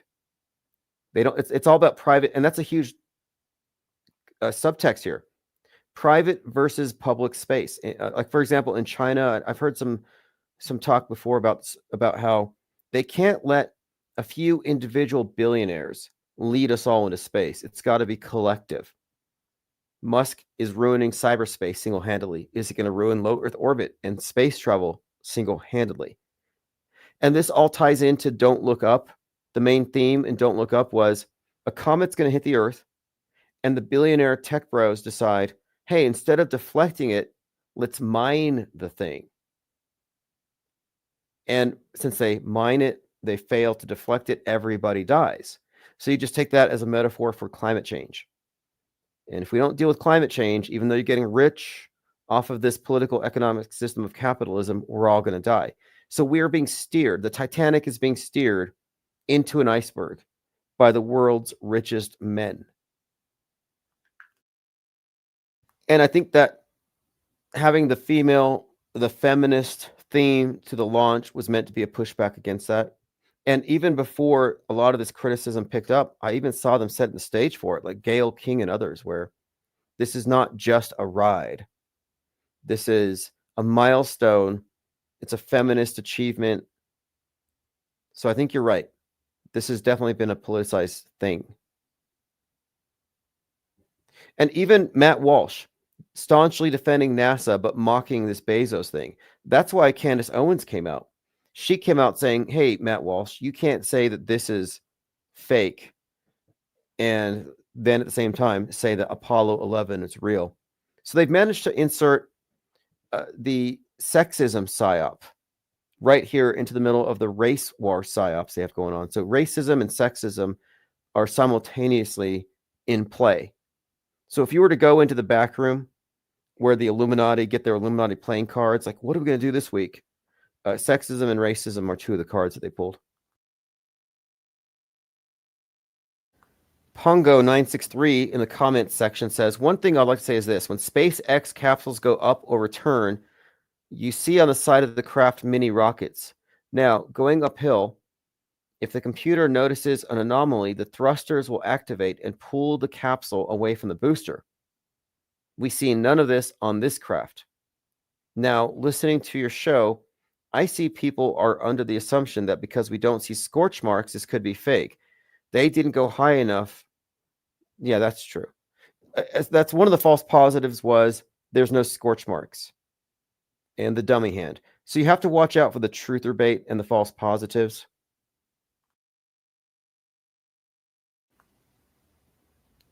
Flip Off says, I was wondering where this ridiculous sci-fi B movie had been shot. Universal, Paramount, or Warner Brothers Studios. Only the sheeple can believe this pathetic fake. Well, there's quite a lot here. Bezos, lizard self, doing everything he can to overachieve with women. Yeah, you know, whenever I look at Bezos, he's always posing in front of one of his obelisks, shaking champagne and spraying champagne on everybody, wearing his cowboy hat. And what does Bezos have to do with being a cowboy? He sells used books. He's a used bookseller, like old rotting books, and out of his garage. And now he's a cowboy. Elon Musk goes down to the border. Now he's a cowboy. Not a coincidence, because they have framed the toxic masculine space cowboys as the problem. Like, we're not going to space to bring back money. We're not harvesting from the heavens to bring it down to earth and become trillionaires, which would destabilize world economies. But that's what they're going to do. They've been setting this up. And in that documentary on Netflix where Musk makes a guest appearance, you have two groups go to Mars. One is a group of females. Sound familiar? A group of female scientists go to Mars. They find life. The males are space cowboys from Texas. And you got Blue Origin and Musk in Texas. And what do they do on Mars? They drill for oil. And what happens? They cause a Mars quake and they kill everybody, essentially. They destroy the new life. So the point of that show was, when we go to outer space, we are not going to go as space cowboys. This isn't manifest destiny. We're not Americans colonizing the solar system. Again, no McDonald's on Mars. We're going up there green, sustainable. No capitalism, no guns, no MAGA hats.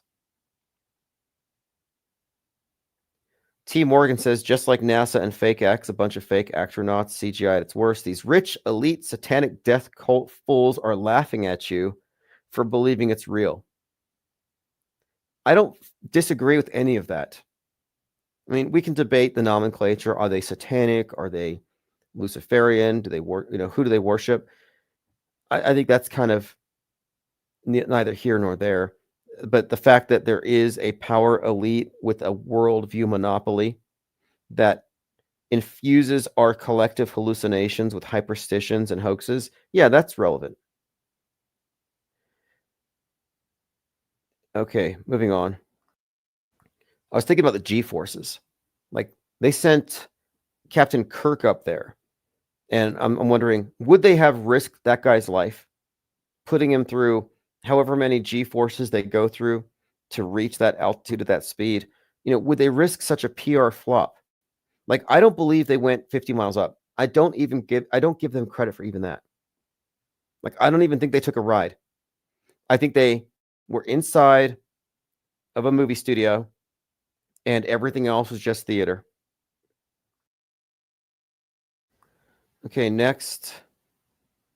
Kate Perry is regretting Blue Origin space flight after major backlash. Sources close to her say, I have not been able to corroborate that. You know, does she have any regrets? She's about to launch a tour. So here's Matt Walsh responding to Candace Owens. I have personally given real Candace O my speech about space exploration many times, and it's just not sinking in. At this point, the only answer is for Elon to send us both up to space in his rocket so I can prove it's real. Come on, Elon, let's do it for the science. So Candace Owens going to space. I like the idea. Does anybody here read J.G. Ballard? I've read a few of his books and a couple of movies based on his books, but I'm going to read this one next. I just came across it called 13 to Centaurus. This is a short story in a space station with a 13-person crew. And for generations, they live in their 3-decked ship. For generations, they're living inside of a spaceship. At the beginning of the story, it goes through it's a generational ship concept. But it turns out that they never really left the Earth. That they were born in a simulation. And the twist here is that they want to make sure that humans can survive a century-long flight to Alpha Centauri. So to make sure that mankind can survive going to the nearest star system, they need to make sure that we can live for 100 years or more in a spaceship. So as a science experiment, they dug a deep hole, they made a simulation, and they put people in it. Now, there's a movie that came out recently called Orbiter 9 that has the exact same story. It must be based on it.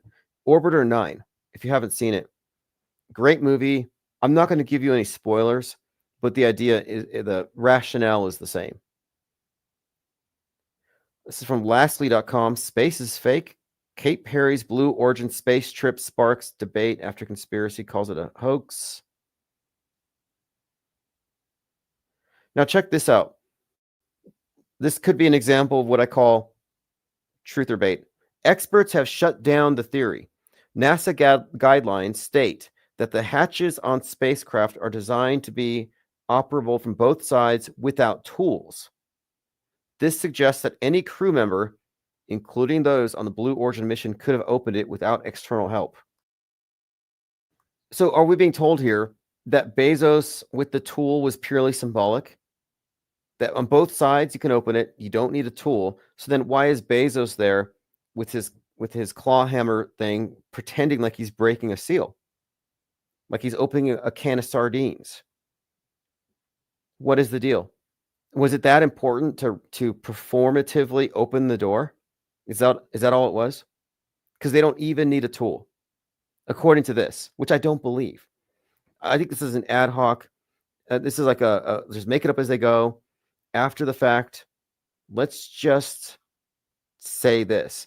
And this is one other reason why I think we need to suspend judgment. Like, okay, we know it's fake. We've been through this before. We've been on this fake ride before. Since we know it's fake, let's wait 72 hours before an official statement on what we know to be questionable. And that'll give time for all the fake evidence to be flushed out. And then we can find out who's pushing the fake stuff. So then we find out who's pushing the truther bait, who's pushing the bad leads for clicks, who's putting clicks ahead of objectivity. Because that's the real problem. They're sacrificing truth and objectivity for clicks to get ahead. They're competing. If it bleeds, it leads. It's that mentality in the alternative media that we're trying to get away from. And one way to get away from it is not to play their game. Let's not try to be the first ones to call it fake when obviously it's fake. It doesn't take a rocket scientist to call it fake. It takes common sense. But more than that, it does take a skeptical analysis to arrive at a why it's fake. And you don't get that right away.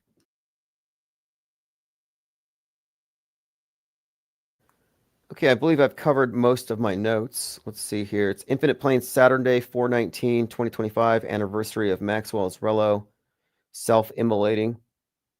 And by the way, Maxwell Azrello's manifesto referenced us, I believe, indirectly. He talked about a small group of people who can bend history. I mean, nobody talks about bending history but us. That phraseology. The news benders concept that comes from us. So I have some comments here I want to get to. I am Thal says doors that swing inward on a ship that goes to space with the pressure would cave that door in, no problem. Neat story. What third grader wrote this sitcom? Renmek says, the latest Blue Origin space stunt is almost too obvious, like a soft disclosure for the normie. Hard to argue with that. Like, it seems like they drew attention to the absurdity of it, but in a partisan way. William Morgan 33 says, Freudian slip at 38. She meant to say a ride is something, but she slipped and said a rite is something. The ride was a rite, a synchronization ritual. Yeah, a fertility rite. Okay, another one here. I'm catching up on comments from the main channel. And if you want to leave comments, I will screen cap them and read them later. So here we have, I clipped the name.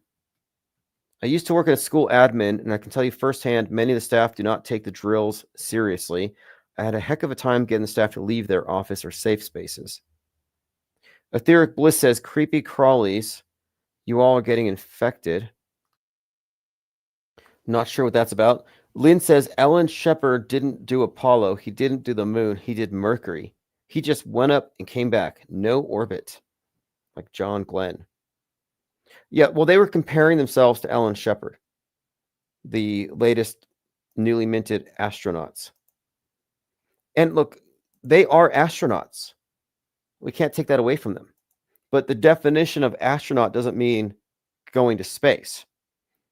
The definition of astronaut, by all evidence, means you simulate going to space. You just pretend. It's a LARP. Okay, continuing. Tracy Banton says, I think you should put the lady from the airplane who claims she saw somebody who wasn't human on your PSYOP playing card. Okay. Okay. This MFer isn't real. Yeah, we should do her.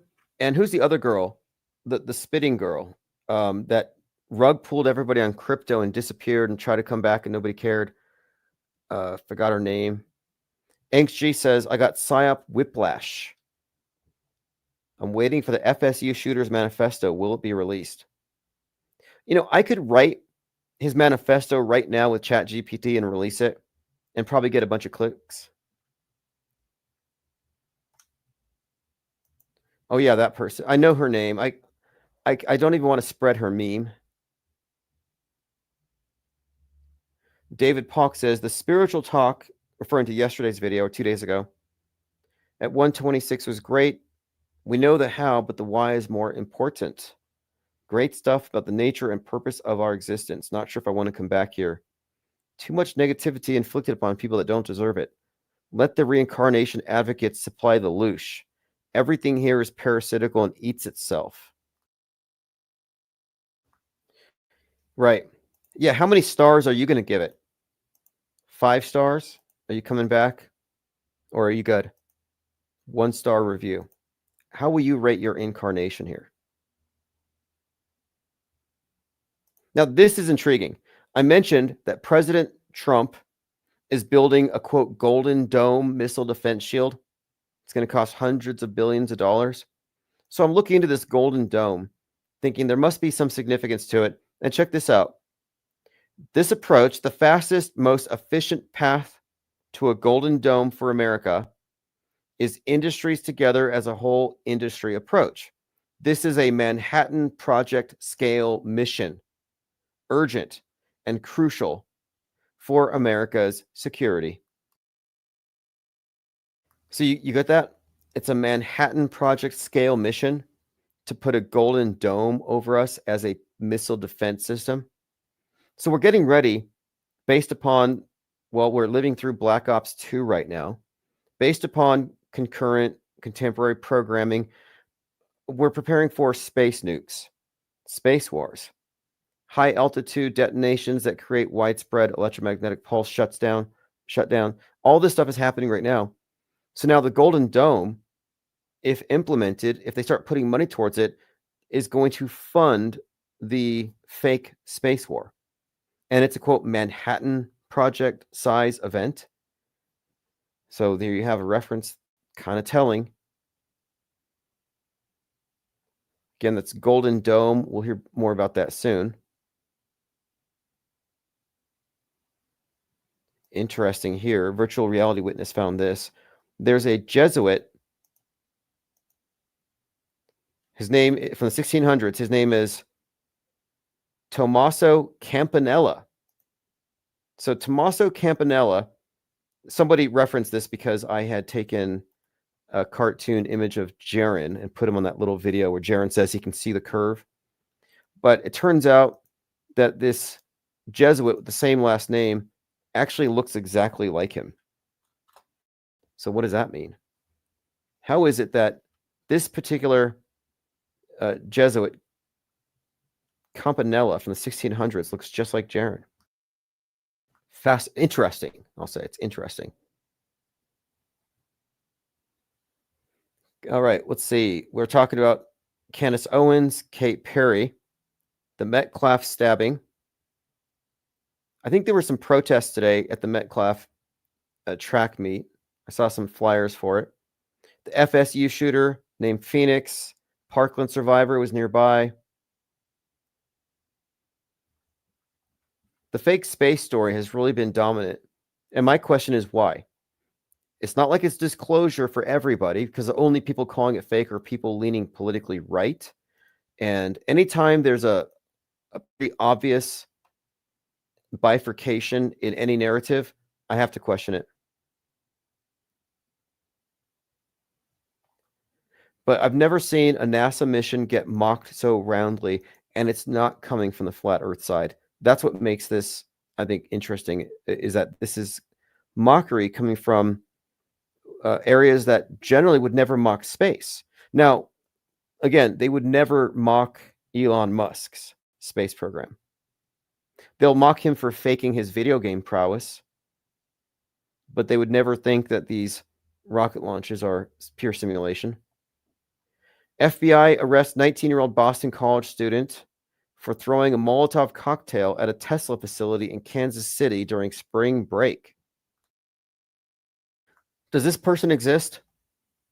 I question whether these are AI-generated characters. How would you know? Like, I find this believable. However, they want to create the perception that Antifa, that the left is escalating. So I wouldn't be shocked if this was fake. I think we should do some deep dives into some of these. By the way, I have some new merchandise. I put this in the newsletter. This shirt, and I'm using AI for my ad copy. They say AI generated ad copy sells 35% more. And this was its interpretation. And I'm just trying to seize our memes. When these memes go viral, it needs to lead to us. PSYOP Entertainment Complex. For decades, you've heard about the military-industrial complex as this hidden factor, this force to be reckoned with that's behind the scenes manipulating world events to feed itself. No, the military-industrial complex is a figment of the fictional universe of the world stage. The true thing is the PSYOP Entertainment Complex. This construct actually does amalgate all the various wings and aspects of the monolithic control system. So I put it on a t-shirt. PSYOP Entertainment Complex, described by AI as a design that merges elements of government PSYOP paranoia, media critique, and esoteric symbolism, making it perfect for anyone deep into alt culture, meme warfare, and satirical fashion statements. So if you want to proliferate these memes in the meatverse, get a PSYOP Entertainment Complex t-shirt, sticker, laundry bag, magnet, clock, and any other type of product I can put them on. I'm using Redbubble for this particular one. But I think it's important because this is information war. And these big channels are constantly stealing content and then putting it in their own context and ruining it. Now, if we coin terms and take terms and seize them, like, you will never hear Candace Owens talking about, quote, auto-hoaxing the MSM, calling things fake at the level that we do. Using our terminology, they can't because they're guardrailers. So PSYOP Entertainment Complex is, I think, one of the best memes that we have right now. because it says it all. Because mainstream truthers underemphasize the fakery. Okay, here you have a Masonic handshake on a Good Friday. And this is Conor McGregor and Tucker Carlson in Lodge. Again, Tucker Carlson, he's a alien attack survivor. He's got the scars to prove it. He said so on a documentary, if you believe it.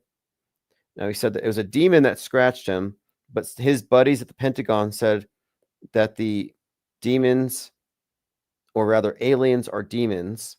So if a demon scratched him, then an alien scratched him. He is therefore an alien attack survivor. Hopefully, Connor taught him some moves in case he's wrestling in bed with another alien. Second oldest Mason Lodge in Dublin. Ted Stryker says, the IPS shirt I received 2 weeks ago is the best shirt quality I've ever had. Comfort Colors is the brand. Okay. Yeah, I use different print-on-demand companies, but the main one is Printify, and then whatever Amazon uses. And they have various styles and qualities, and I've been ramping up my production ever since ChatGPT. Like every single one of the PSYOP cards is going to go on shirts and stickers and everything else. Okay, so that PSYOP Entertainment Complex shirt is on sale at Redbubble and on my own website, infiniteplainsociety.com. You just click shop.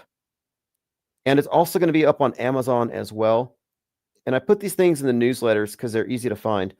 But if you go to infiniteplainsociety.com and just click the shop button, and then on Redbubble, just search my name, search the designer name, Tim Osman. It'll pull up all the stuff that I put up there and the wide array of products. And here's another one. This one just says Cywar. And it's available in different colors, but I put the red on blue because it vibrates on the eyes. I'll put a link in the chat. Cywar, PSYOP Entertainment Complex. All right, let's see if we've missed anything. Just catching up on my notes. A recreation of the body of Christ was created based on the wounds found on the Shroud of Turin. So here's a group of individuals pulling a shroud off of a 3D printed corpse. Is that what it is? You know, I went to one of those exhibits, the Bodies in Motion, it was called, where it was about 100 or so corpses that had been embalmed in different positions and sliced and diced in different ways, transverse, bisected, just chopped up so you could see the human body as though it were like a 3D Grey's Anatomy book, but in different postures. Like, here's what we look like running from within. And one of the bodies, interestingly, it was laying on a table and they sliced it like bread. You know, you slice bread. And so every slice, half an inch apart, perfect. We're talking precise slices. And then they separated the person's slices by about a few inches apiece. So they spread this body out across a table for like 30 feet. And now you can look, okay, you're looking at a cross section of the bones, the organs, the muscles. I mean, really an incredible exhibit. And it wasn't macabre. I think these were all donated anyway. I don't think they were kidnapped. Like, I think Alex Jones or somebody had suggested that these people were snatched off the streets and put into an exhibit. I'm sure there are those somewhere, but these people donated. Like, I would donate. I would have myself skinned and embalmed wearing like this headset in front of a laptop or something. There's another Jordan Peele movie coming out about a college quarterback taken into a sinister world to see what he's willing to sacrifice for fame. Jordan Peele, top tier meta scripter. In fact, I need to go watch a couple of movies. I'm going to go watch Mickey 17 and Captain America as soon as possible. I've I've got to go take notes because I know those two are full of predictive and concurrent programming, and I want to know what's happening next. Laura Loomer says anti-Trump protesters will return to D.C. tomorrow, which is today. Party for Socialism and Liberation, a hands-off rally. Have you seen these rallies called hands-off? I wonder what the meaning of that is, the hands-off thing. Francis O'Neill says, is there any particular reason why a 9/11 truth-blocking son of a CIA propagandist would interview a lockdown pusher in the Grand Lodge of Ireland? Good questions. And here you do have Tucker and Carl hanging out in lodge like it's nothing. Now, to be fair, most lodges are accessible. Like you could rent these for like a wedding reception. They had some of the Flat Earth conferences at a Masonic lodge. Oh, that's funny. Penguinati says on the IPS laundry bag, it says fat left instead of far left. Yeah, sometimes AI glitches, but I think it has a certain charm to it. So I have this one design that has all kinds of, it's like an infographic based on Auto Hoaxology 101.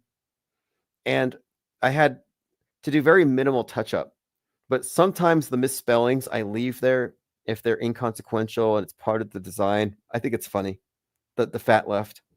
But yeah, again, Conor McGregor, likely future president, but why are they doing this in a Masonic lodge? Are they sending a message?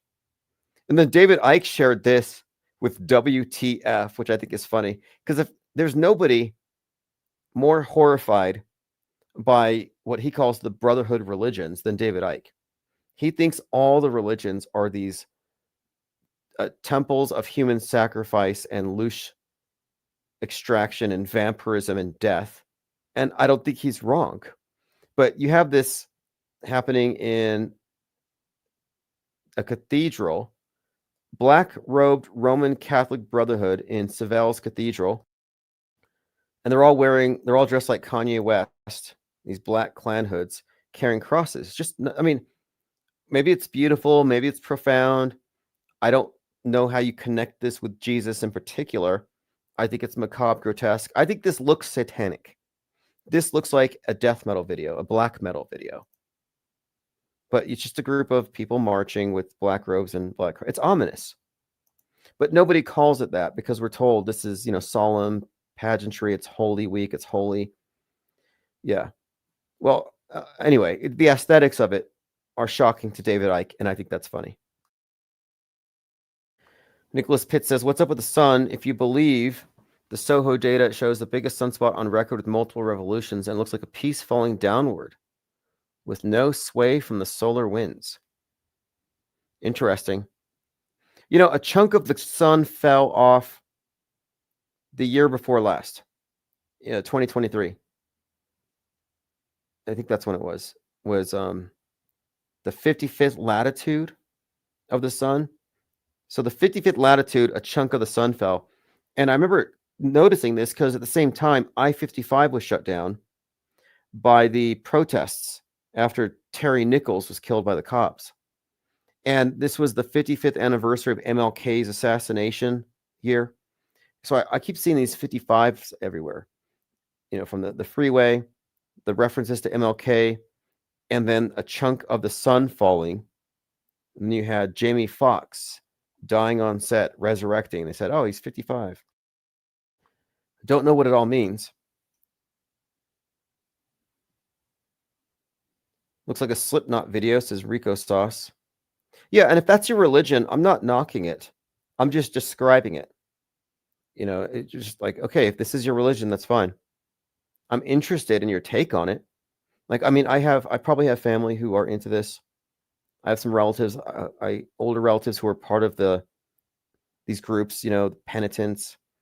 And the mortification of the flesh is one aspect that I thought was the dominant aspect. Like I grew up, Catholic, and I thought that we were here to suffer, that suffering and pain were paths to purification. So I kind of just took it for granted that the suffering had a moral superiority and that we should suffer. So none of this stuff really shocks me. when I look at these things. I'm like, okay, this is how it's done. And when I see the environmentalist movement, it's all asceticism. It's not just recycling, but it's limiting your life. It's giving in less to the material comforts to save Gaia, to please Gaia. So I look at environmentalism as containing its own form of sin, a sin that you will never work off. You will always have a carbon footprint, which is your original sin. And your carbon footprint is a record of your sins, your crimes against nature, your crimes against Gaia. So you do your best to please Gaia by recycling, by being sustainable, by using less water pressure in your shower, not indulging in the material world. So I kind of see the environmentalism and eschatology and all this built into it as a religion in this sense. Like it is, in fact, a religion that promotes asceticism and a rejection of worldliness to please this higher power, the collective.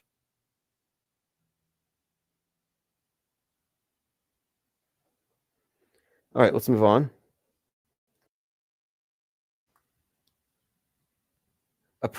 This is good. Synchromorpheus posted this. He had mentioned that the Carmelo Anthony stabber is mirrored in name by Carmelo Anthony, who just, quote, made the cut for the Basketball Hall of Fame.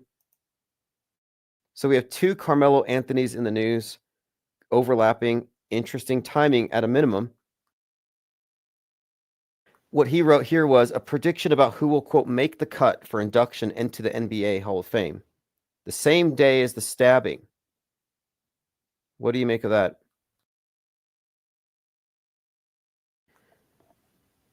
Carmelo Anthony's family speaks publicly for the first time since track meet stabbing.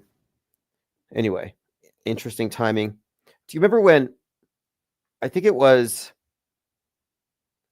when Kamala Harris was picked to be the VP, you had another Kamala Harris die. And that was, let me bring that one up. The other Kamala, there was is Rip Kamala. Rip Kamala was his headline at the same time that Kamala got picked up. And I thought, that's strange. It was the wrestler. He died August 9th, 2020, known by his ring name Kamala. But there was something else about him because his real last name is Harris. So the wrestler Kamala passed away age 70, and it was Rip Kamala at the same time that Kamala Harris had been in the news. And I thought, that's really interesting. And it turns out his name is actually Kamala Harris. It's just strange. You sometimes see these overlaps. I'm like, what the hell is this? Is it merely a coincidence? Or is it some kind of concerted messaging? So yeah, Kamala Harris of California was picked as his running mate on August 11th, so just a couple days later. Lots of weird overlaps. I mentioned the Hulk Hogan thing. Hulk Hogan at RNC talking about the head wound and Trump. And then you have the Trump-esque character in Mickey 17, played by Mark Ruffalo, who happened to have been born on JFK's death day, but who plays a character representing Trump and is grazed by a bullet. And he also is known for playing the Hulk. And then at the same time, the Captain America movie's out, where the character, the president, Harrison Ford, is shot at while at the podium. It was compared to the Trump assassination, and he becomes the Red Hulk. So again, not sure what this all means, but these are just points to put on the mind map until we can connect them. Do you think says, when the capsule popped off, you hear an, oh my God, it's so ironic. Definitely a ritual. Yeah, I would recommend watching one of the, I would say, one of these Branson Virgin Galactic flights and tell me you don't see it. And I'm not even going to say it explicitly. Maybe I will make a video about it. But I think we're seeing these ceremonial reenactments of the act of conception. I think it's okay. For example, what they call the Great Rite in witchcraft. It involves the symbolic placing of the dagger into the chalice, and you have this litany, the ceremony. But that's the exoteric. That's the family-friendly version. The chalice represents the high priestess. And in this context, the priest is the dagger. So like the idea of virgin sacrifice that they often attach to witchcraft in Hollywood movies, they kill the virgin. No, that's not how it works. Virgin sacrifice, the knife into the heart. Well, the heart is a symbol of the chalice, the cup, the goddess. It is actually a symbolic of the great rite, the union of God and goddess, sun and moon. So Osiris and Isis, or the rocket going into the night sky.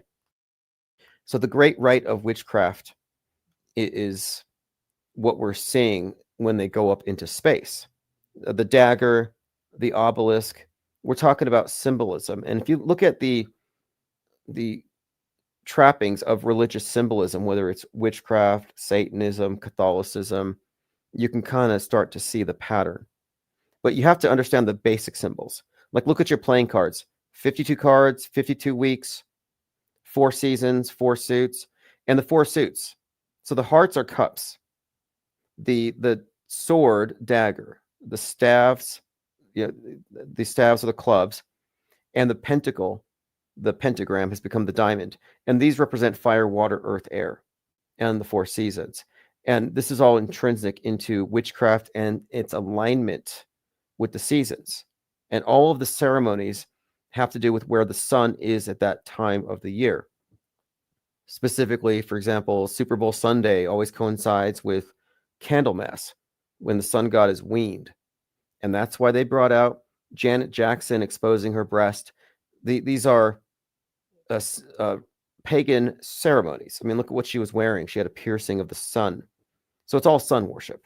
I mean, not only sun worship, they worship the sun, the moon, the elements. It's like, I guess you would call it, is it pantheism, polytheism, panpsychism? Yes, Mount Crushmore. Space sex. SpaceX is SpaceX. It quite literally is that. And space is heaven, higher consciousness, but it's also Isis, the goddess. And I don't think that the ISS's proximity to Isis is accidental, because it's the goddess of the night sky. And the goddess Isis is sometimes represented, the dog star. Depends. But the point being, the night sky and the earth god. That's the basic story. Penguinati says, Kamala, the Ugandan giant Harris, might tie into Uganda being the original designation for Jews before Britain decided on Palestine. Interesting. All right. We've covered my notes for the most part. I'll look into this lady who said everything's fake. I think it was a great breakdown. I would like to know if she thinks space is fake. Not all claims of fake are equal. Auto disbelief is not as good as informed disbelief. It's just as bad as blind faith belief. There are qualitative differences that we hone in on here. Okay, again, 419, big day for ceremonial immolations. Now, we were told that 56 people died. I have to look into that. There's actually quite a lot that I haven't had a chance to go through my notes that I've marked down, but there's definitely more to come. This is an image going around quite a bit of Jeff Bezos and Dr. Evil and their respective rockets. Again, satire, parody, sure, on one level. Lord Laney says the IPS should make an astrological PSYOP calendar once enough data is gathered. That is good. Absolutely. So I would say let's just start a calendar at the very, I think for the starting point, we could probably go with the witches' Sabbats. So you got the solstices, the equinoxes, and the in-betweens. The next one being May Day, May 1st. Travis Scott's birthday and the anniversary of the Church of Satan. May Day's Beltane, Witches' Night. Beltane, Bellfires. It's all about fires. You know, the maypole. What do you think the maypole is? So this idea of looking at the pagan calendar to expect things to come on the world stage makes sense because they overlap these things. Like every May Day, you have the communist holiday.